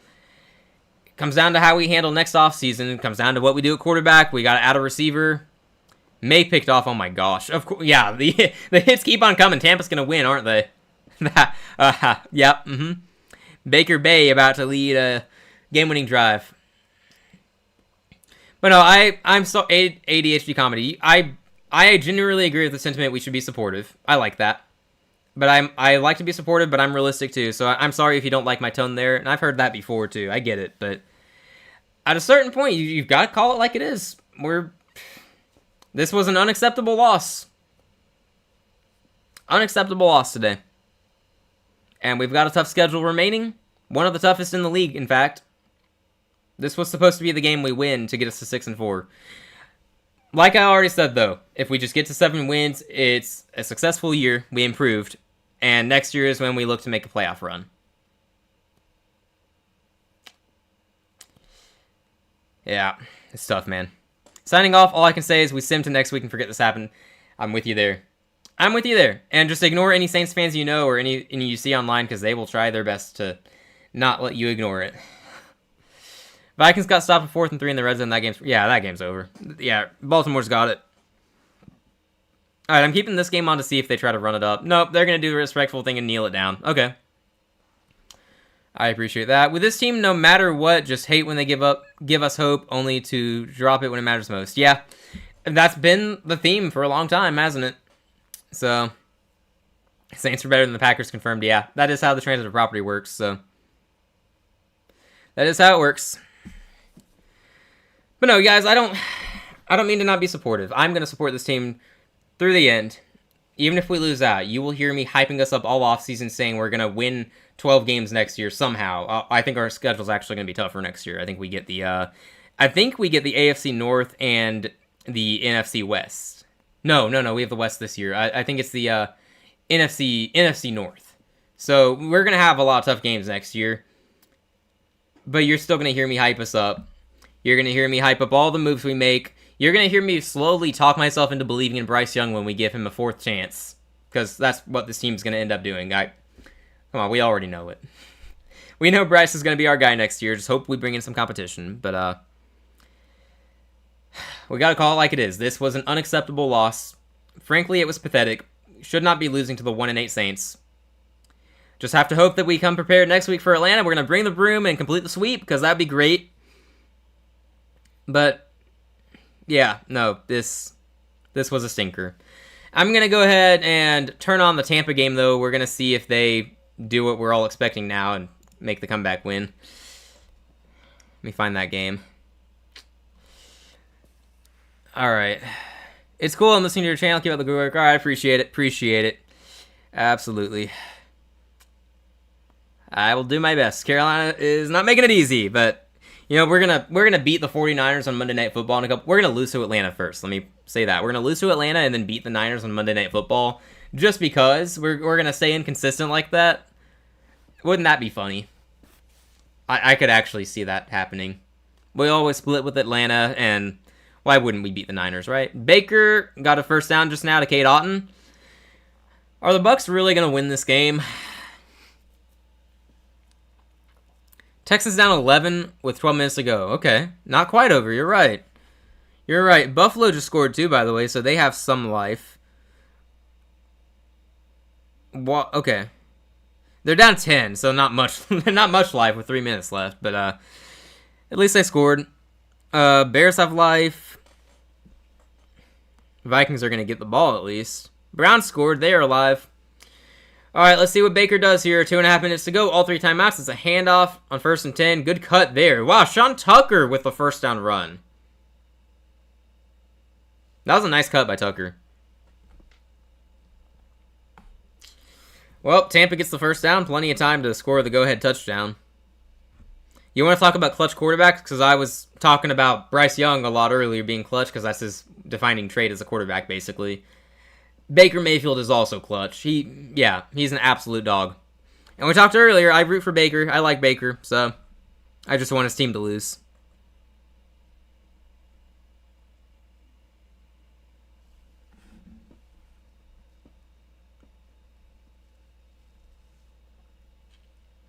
All right, let's see Baker. Pressure coming. He throws. Oh, yeah, inaccurate throw. All right, 2nd and 10 coming up. Yeah, Okay, that's fair. Yeah, good luck to Seattle. Hopefully they survive the chaos unfolding today.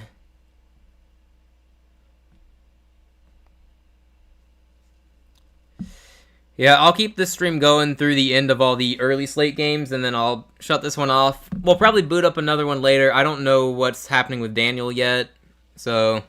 But I'll at least do some commentary for the Sunday night game, most likely. We'll see. 2nd and 10 for Baker, looking to throw. It is caught inside the 30. Tampa's driving. Let's see.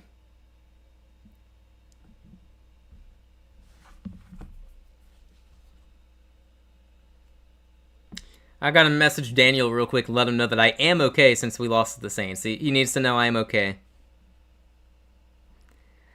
And I'm gonna conveniently disappear for the rest of the day since we lost. That's what happened last time I lost, which that was just convenient timing.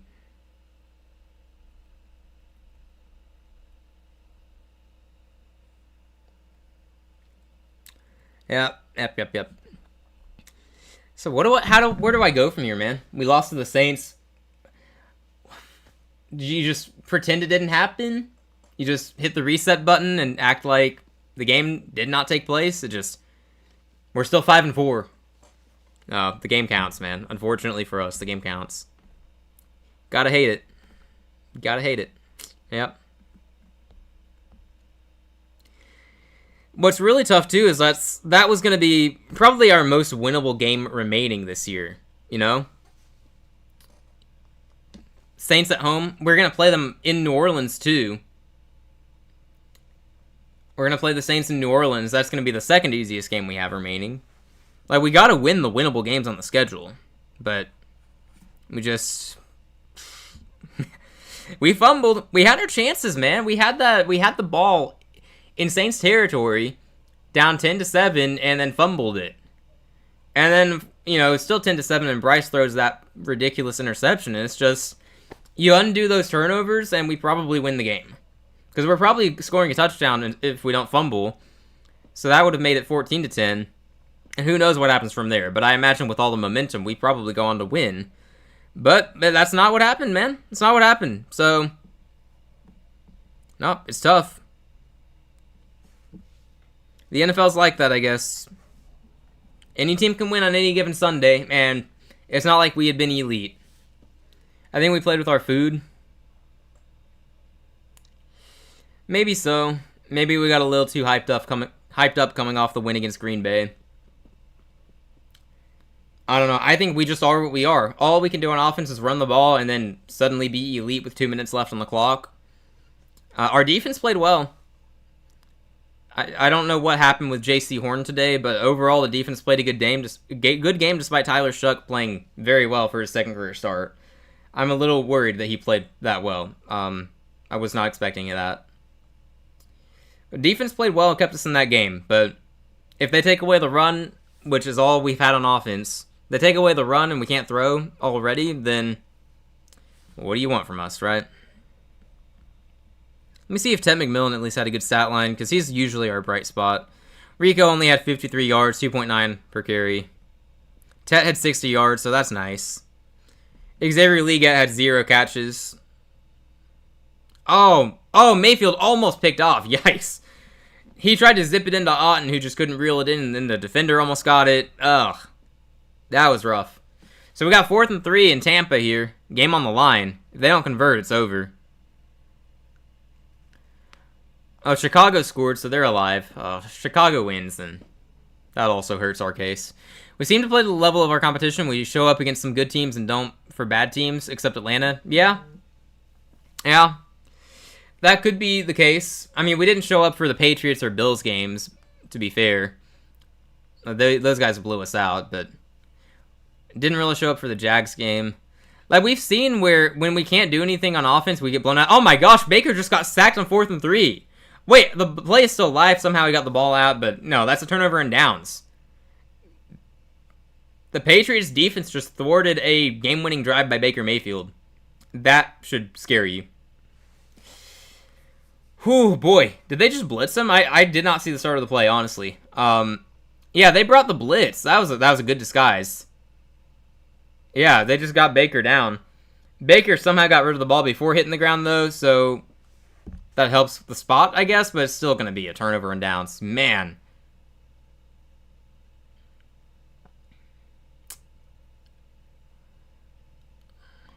So the Patriots, if they hold on here, they're going to have a 2-game lead over the Bills and the tiebreak as of now. It does not feel right. It doesn't feel right. I will be moving the Patriots up a good bit in my rankings this week. I held them low. I held them too low, it looks like. I said I'd move them up if they beat Tampa. It's looking like I'm going to have to. I don't think I'm going to move them down for losing if they somehow do. I mean, they've clearly looked like the better team today. There's still hope for Tampa, though. They got all 3 timeouts. Minute 43 left. Just force the 3 and out and get the ball back. They have life. I guess it's more random, just still just as frustrating. Yeah, no, I agree. We feel like we could beat anyone or lose to anyone. I mean, we showed we can beat good teams. Beat the Packers. I still maintain that that's a good team. I don't think they're suddenly bad just because they have 2 losses now. I'm guessing that'll be the narrative until tomorrow night. If they beat Philadelphia, people will flip the script and call their loss to us an anomaly. Because that's what usually happens. Oh, wow. Dolphins just scored again. What the heck? What is happening in Buffalo? Like, genuinely. Achane is running... Achane, 174 rushing yards and 2 touchdowns. He's running wild. Sure, why not? Why not? We're going to have, like, Jags versus Broncos. Oh, Patriots just got a big... Oh, my gosh. Oh, my gosh. Henderson just broke off a large touchdown run. This game is over, ladies and gentlemen. The Tampa Bay Buccaneers are going to go down. Travion Henderson just called game. Holy crap. Oh, my gosh. Why were they not starting this guy sooner? 69 yards for the game-winning touchdown. Or game-clinching touchdown, I should say. Wow. Oh, my gosh. Jeez, man. Breaking tackles. They couldn't wrap him up. That's the game. Tampa takes the loss. Tampa takes the loss. Okay. All right. Jeez, man. All right, look, the Patriots are legit. In case we didn't already believe that, which I was hesitant, they're legit.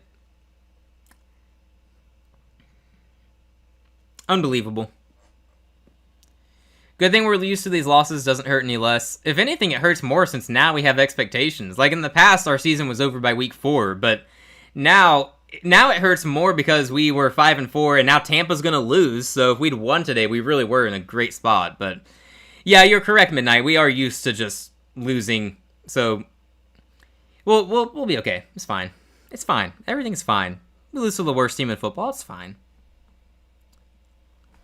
All right, I am going to leave the Tampa game because they just lost. Man, giving up a 69-yard rushing touchdown with the game on the line is crazy. Let me go over to the Texans game. I'll watch that in Daniel's honor. I honestly don't know how that's going. Hello, Grant. What's up? What's up? Tampa losing definitely helps ease the sting. Yeah. Oh, my gosh. Houston scored. Houston's only down 5 points, and they're going for 2. Bro, if Houston makes the comeback...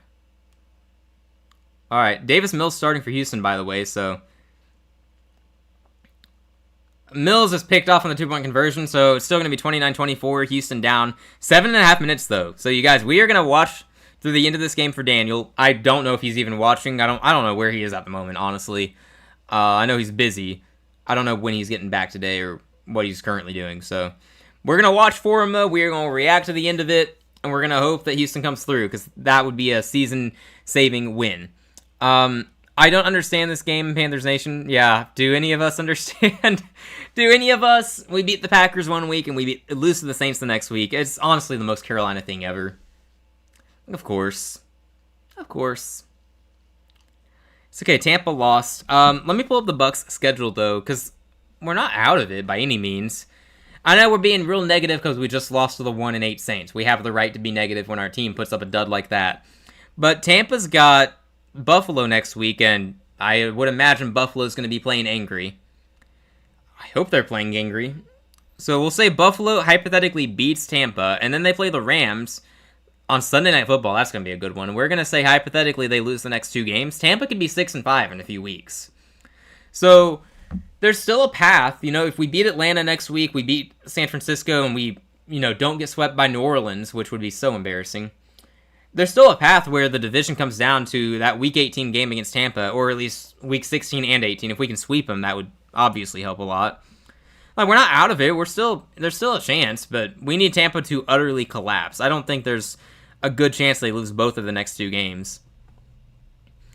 If Atlanta could help us out and beat Tampa for no reason in a few weeks, that would also be great. If New Orleans could upset Tampa, that'd be great. Miami apparently likes to play fantastic every few weeks. If they can do that against Tampa later this year, that'd be great. Look, the path is there. We're not out of it. But we do need to temper expectations, and we just lost to the Saints. So we should be very careful talking playoffs. I'm the fool who talked playoffs this past week. I said we'd go 9-8. We beat the Packers. It seemed reasonable that we'd sweep the Saints and get to 9 wins. I'm not predicting us to go to the playoffs again. Every time I've done that, we followed up with an embarrassing loss. So don't expect to see that from me again.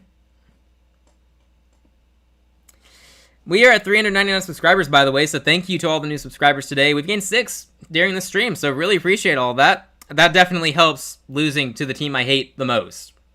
That absolutely helps a lot, because I hate the Saints so much. Still going to give them credit for the win. They've earned it. We shot ourselves in the foot. They earned it. But thank you to all the new subs. Almost at 400. That's our current goal. Next milestone is 400. Our goal for the end of the year is 500. If we get there, that would be awesome. So definitely doing what we can to get there. Currently considering rebranding the channel, by the way. And by that, I just mean a new channel name. We feel like we could do better than football for fun. So we may or may not be changing it up at some point. We'll see. Oh, man, Jacksonville just got a good kick return off to the 45, so that doesn't bode well. Houston defense has got to step up here. It's 29-24. We're going to keep an eye on the Bears game, too, by the way, because they're only down 3 and they have the ball.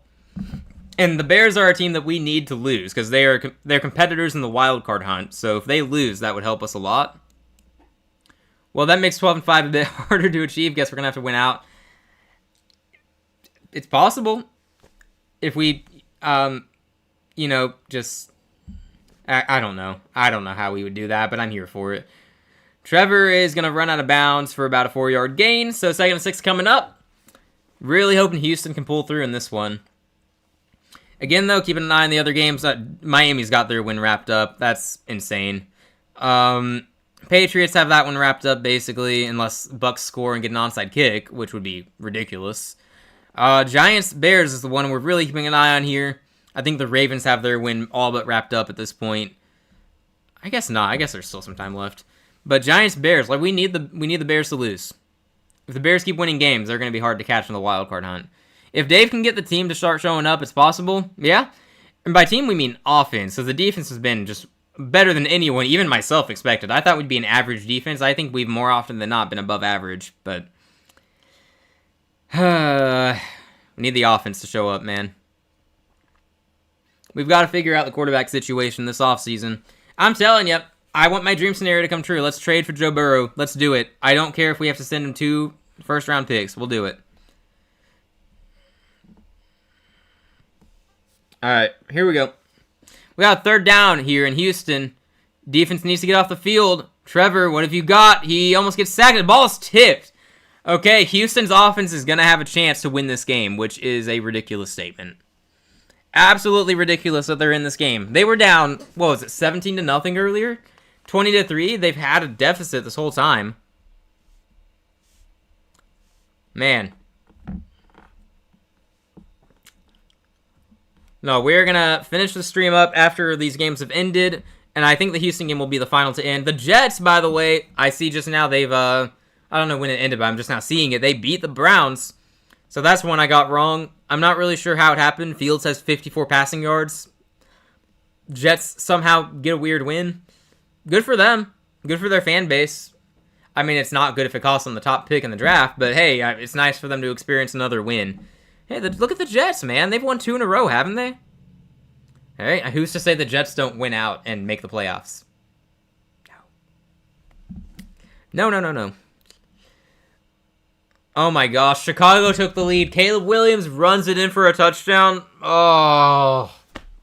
The Giants are choking. They're not helping us out. That's unfortunate for us. I got no beef with the Bears anymore, though. We're chill. I would not mind seeing the Bears in the playoffs. That was one of my preseason predictions, actually.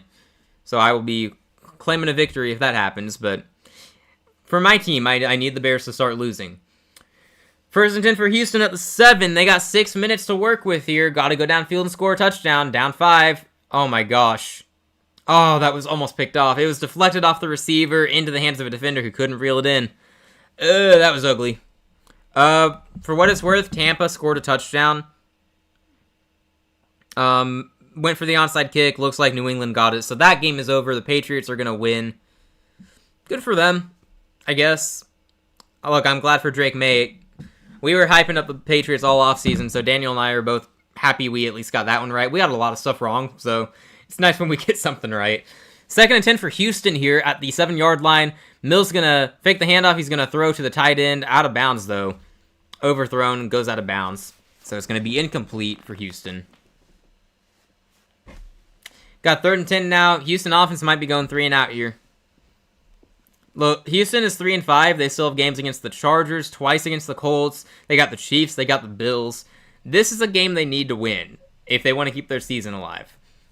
In a stacked AFC, though, this is one they got to have, especially because the Jags would go to 6 and 3 and have the tiebreak over Houston, having swept them.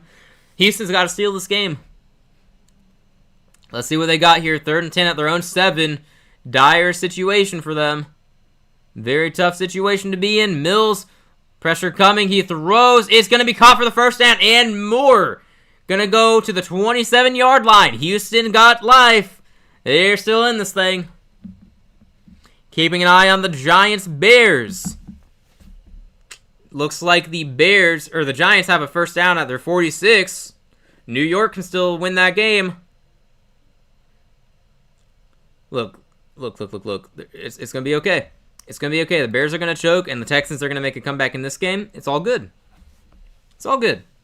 Everything is fine. Okay, Mills hands off on 1st and 10. Looks like it's Sheriff Woody. Gained about 7 yards in that one. Alrighty. Sheriff Woody Marks. Running up. Run up the gut. Only gave him 5 yards there. I thought it was more. Alright. That's fine. That is totally fine. 2nd and 5. We got 5 minutes to go here. So this is very likely the last drive of the game for Houston. If they don't score in this one, it's probably game over, but anything's possible. 4:50 to go. Counting down.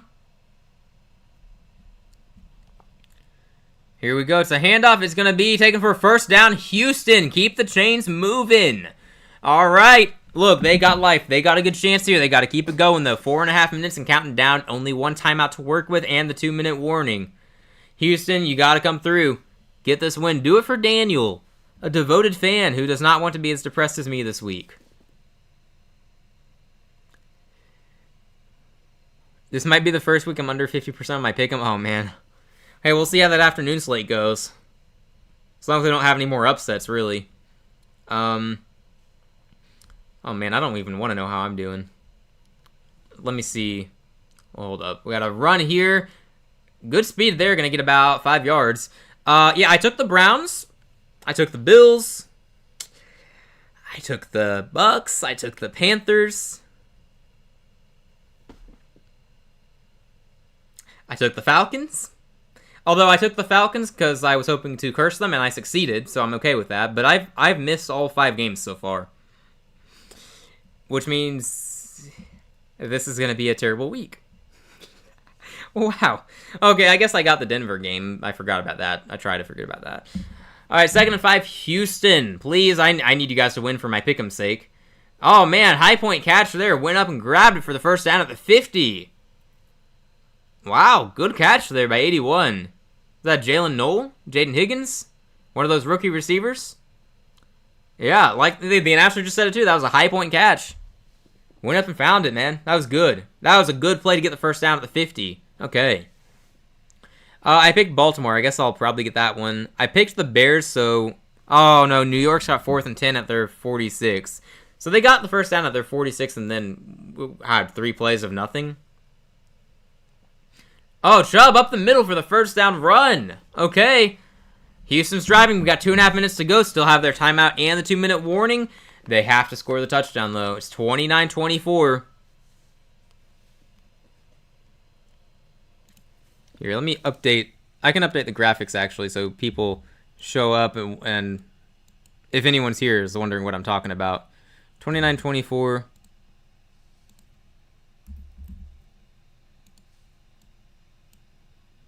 Oh, wait, that is the wrong team. Houston is not winning this game. Yet. You gotta trust. They're gonna win this game. We believe in Houston around here. It's another handoff here. They are killing a lot of time. That's going to go for about 8 or 7 yards. Pretty good. Let me do some adjusting. Good enough. Okay. 4 if Houston pulls this off. Yeah, it's been a tough week, though. I mean, missing 3 this early is not that normal, huh? Like, it's been tough. A lot of upsets. Well, I guess not even just upsets. The Bears just won, so we needed them to lose. But good for the Bears. Good for them. Yeah, I mean, the Saints upset the Panthers, but whatever. I guess Jets over Browns is an upset, but also it's the Jets and Browns, so not that big of an upset. Like, we don't look at that and go, oh, that's a big upset, you know? Dolphins over Bills, that's the stunner. That is the stunner.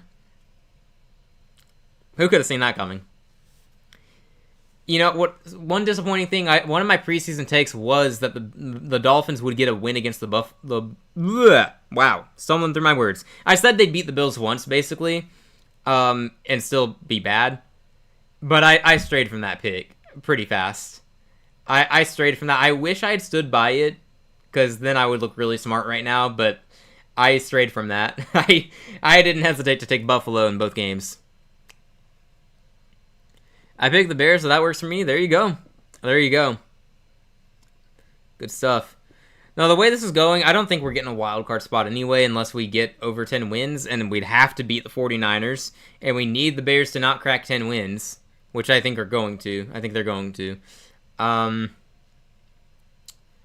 think our best bet at this point is that Tampa implodes with the schedule they have, and then we steal the division from them in Week 18. I think that's our best chance to make the playoffs. We'll see, though. So, plenty of ball to be left. Wow, plenty of ball to be left. Wow, plenty of ball to be played. Look, we're 3.5 hours into a stream. I'm allowed to stumble over my words now, right? No, that's fun. Seattle already up 7. Good to see. We like Seattle around here. Smith and Jigba, 43-yard touchdown, of course. Of course. Darnold, 4 for 4, 60 yards on that first drive. Sounds about right. Sounds about right. Bills, Browns, and us are my misses so far, and I'd say they're pretty reasonable misses. The Jets were obviously tanking. The Bills should not have lost. Well, what the heck was that? And we had no business losing to the 1-win Saints, so it's not like any of your misses were bad, right? It's just been a weird week. I think the late slate is going to correct it, though. The Lions should blow out Washington. I think the Rams are not getting swept by the 49ers, and Seattle is going to beat Arizona, you would think. We'll see what the Sunday night game holds, though. That's a 50-50 game, the way both teams are inconsistent. All right, 2 minutes remain in the Houston Texans versus Jacksonville Jags football game here. 29-24. Houston's got to score a touchdown. 2nd and 3 at the 31-yard line of Jacksonville. Davis Mills trying to lead this team to victory. He throws across the field. It's going to be dropped. It's batted up into the air. Fortunately, no one was there to pick it off. Whew, Schultz had it on his hands. Tough catch to make. You got to make that one, but you couldn't do it. Great pass breakup by the defense, though. Defense playing well for Jacksonville on that one. Win out against our division would be good. True. Yeah. If we do that, that gets us to 9 wins. We still need Tampa to lose some more games, though. If they lose the next 2 and get swept by us, then, I mean, that would do it. Almost. They'd have 7 losses. They'd need 1 more in there. It's possible. It's possible, but I'm going to back off on the playoff talk a little bit, though. Like, I'm not going to project it again. All right, we got a run here for Houston. It's going to be a first down to the 25. First down, you needed that. First and 10, keep it moving. Sheriff Woody Marks on the first down conversion there. That's what we call him around here. By the way, Daniel sent me something about that. Apparently for Halloween, Woody Marks dressed up as Woody from Toy Story. We thought that was really funny because we've been calling him the Sheriff Woody Marks. So maybe he saw that. He didn't. Anyway, first and 10 from the 25. Davis Mills throwing. He's going for it in the end zone. It's deflected and broken up, but there's a flag on the field. They're going to get him for PI. They're going to get him for PI in the end zone. That is huge.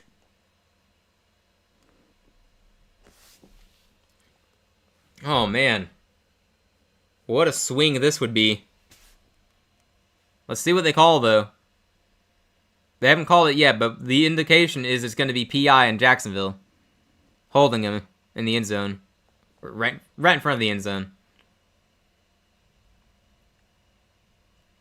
Yeah, I think if they call PI... Hang on. They call it on the defense.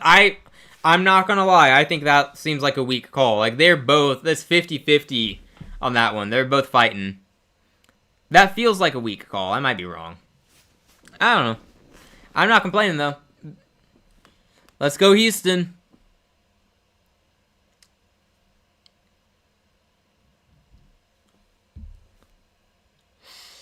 All right. They got first and goal in minute 19. So Houston, honestly, don't score too fast here, but also you're going to prioritize scoring above all else. You have to score the touchdown. A minute 19 remaining in this game, though. A lot of time left for Jacksonville. It's going to be a handoff. There's a flag on the field, though. They blow the play dead. It would have been a touchdown, but they blew it dead. False start, I guess, if it was thrown that fast. Yeah, it's a false start in Houston. Okay. That sucks. Alright, this is the last game of the early slate, by the way, so we will end the stream after this one. We'll boot up another one later, probably talk about all the games that happened today, although we've already kind of done a good job of that, but we'll talk about some of the storylines, and then we'll do some commentary on Sunday Night Football. We'll see if Daniel can join us or not. He might be tired when he gets home. I already told him if he doesn't want to join and he wants to rest, he is cool to do that, but we'll see.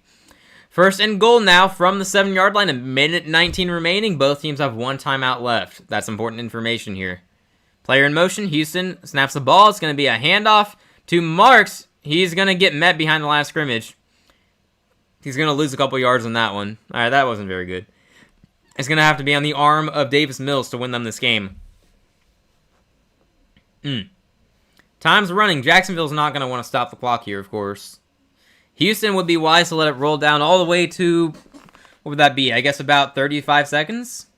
They should let it roll down. They don't want to leave any time. Cam Little is the kicker for Jacksonville. He can make it from 70 yards if he needs to. So you do not want this to be a situation where you score and then leave them enough time to get in field goal range, which is basically just one play is all it takes for them.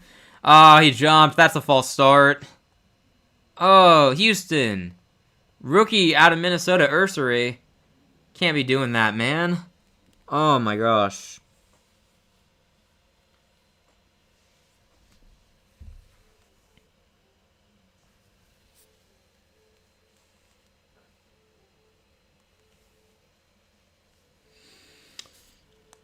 They're talking about it still. Haven't made a call yet. Oh, yeah, because they have to talk about, whether or not they do the 10-second runoff on this. Let's see. False start is called, of course. 5-yard penalty. Jacksonville declines the 10-second runoff, which is probably right. Did I say Cam Jack? Did I? Like, I know I'm tired and all. Did I really? Who even is Cam Jackson? What? Whoops. Yeah, Cam Little is the Jacksonville kicker. At least he didn't say Newton. Yeah, Cam Newton ain't kicking the game-winning field goal for them. No, he only wins games for Carolina. Back in the good old days when we had good quarterback play. Anyway, second and goal from the 14 now. It's 4-down territory. Houston's got to punch it in here. Davis Mills, show us what you got, man. Show us why you're one of the best backups in the league. Davis Mills, pressure's coming. He's got good protection. He throws into the end zone. It is incomplete. Gets to the receiver into a lot of coverage, but just can't get to the ball. It's going to be 3rd and goal from the 14 now. They get 2 more plays. 2 more chances at this. He was looking for Nico Collins, but, I mean, he had no chance at that one. Didn't quite get there. There was contact there, though. They were wanting DPI, but, I mean, I don't know. I don't think I would have called it. 3rd and goal for Houston from the 14. Come on, guys. Do it for Daniel. Don't let us both be depressed by our teams this week. Davis Mills, come on, man. He's running. He's running. Oh, my gosh. Davis Mills. Oh, my gosh. Davis Mills just ran it in for a touchdown. 14-yard rushing touchdown for Davis Mills. Holy crap. Houston just took the lead. Davis Mills just ran it in from 14 yards out to give Houston the lead in this game. Oh, my gosh.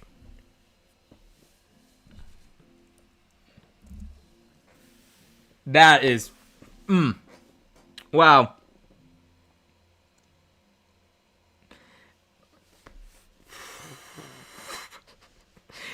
Okay, come on, Houston. You just go for 2, get the 2, and you can't lose in regulation, ideally. Oh my gosh. Okay, they're going to go for 2. It's 30-29. If they don't get it, Cam Little might win them this game from 70 yards out. I don't know. Look, we've talked about it in our previous videos, our streams. This is a game Houston has to win. Like, their season is all but over if they lose today. This is a season-saving win if they pull this off. 2-point oh, man, they fumbled the snap on the 2-point attempt. 30-29 remains the score. That's dangerous territory, then. Cam Little is probably going to get a chance to win this game. We were talking about this earlier. You have a guy like Cam Little. You just have to get 1 first down, basically, to be in field goal range. Takes 1 play to get there. It's quite the weapon to have. Oh. Look, he set the NFL regular season record last week from 68 yards out. Preseason, he hit from 70. This would be devastating. But Houston's defense, probably the best in the league. If they can keep him out of field goal range... Oh, they're capable of it. They're capable. And Davis Mills, 292 yards in this game. That's crazy. That is crazy. Daniil Hunter had 3 sacks on his own. That's nice. Seattle's already up 14-0. What the heck? Oh, scoop and score. Oh, yeah, no, that'll do it. That'll put you in a hole. Okay, yeah, Seattle's up 14-0. So if you pick Seattle, you're getting that game right. Man, that's rough. Alright, once again, we will be ending the stream after this game, and we'll be back on later today for Sunday Night Football. We'll see if I'll be solo or not. Should be a good one tonight, or at least a weird one tonight. We'll see. Alright, 31 seconds left in this game. Jacksonville's got 1 timeout. The kick is off. Tootin on the return is going to make it to the 33. Goes out of bounds. 27 seconds on the clock here. All right. I mean, on the bright side, if Houston loses, then it'll at least be by a, probably a really cool deep field goal. The other side of that is Houston loses and their season is over, and Daniel and I are both going to be sad. It's alright. I don't think he'd be surprised if they lost because Davis Mills was quarterback. But it wouldn't even be on Mills for the most part. He's played a good game. Alright, here we go. Here we go. 27 seconds. They just got to get to midfield to be in field goal range. So it's a first down and then another 6 yards, basically. Lawrence gets sacked in the backfield. Oh my goodness, he can't do that. Daniil Hunter gets his 4th sack of the day. Are you kidding me? Daniil Hunter, sack number 4. Trevor Lawrence goes down for a loss. Oh, and they got to burn that timeout, too. They don't got a choice. Oh, yeah, that is killer. That is killer. Wow. 2nd and 19 now, 22 seconds left. They're going to get a few plays. Again, they just have to get to midfield to be in field goal range. There's no gimme from 68 yards out, but That is his range. So it's not over, but that is definitely a killer play. That's the type of play that wins you the game. But they got to follow up here. 22 seconds. Jacksonville's going to have a couple more plays here, a couple more chances to get into field goal range. Houston 0-5 in one-score games. They can change that here. Here we go. Here we go. Come on, Houston. Empty backfield for Lawrence. T-Law, good protection. He's going to have to air it out, evading the pressure now because he's holding on to the ball. He's running. Oh my gosh, he just ran all the way to the 45. He runs to the 45-yard line, and there's 13 seconds left. They just let Trevor Lawrence run 20 yards. Oh man. Why didn't you have a guy spying on him? You should know at this point, Trevor can run. He's shown us this.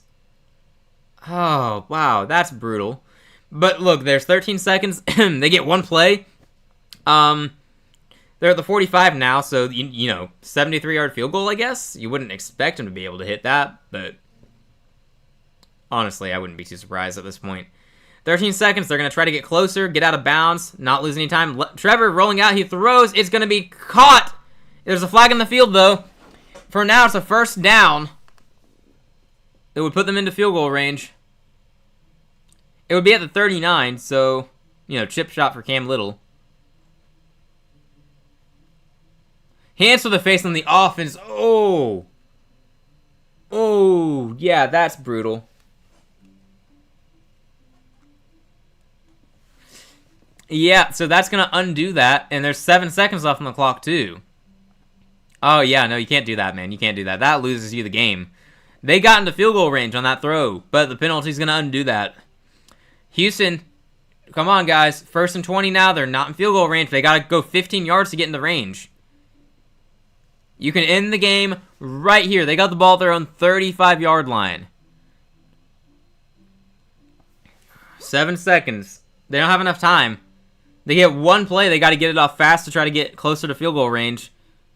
Timeout is called by Houston. They got to make sure they are ready for this play. They can end the game right here. They can end it right here. Come on, Houston.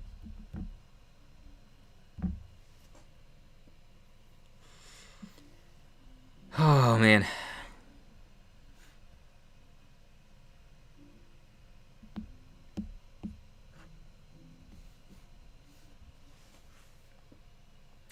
Yeah, so if Houston's smart, they will leave guys open in the middle of the field to where they can get yards, but you tackle them in bounds. No matter how many yards you let up, it ends the game. So Houston, just don't give up a touchdown, and then don't let them get out of bounds around midfield, because then, you know, they're in field goal range and have time to kick. So, very sticky situation for the Jags.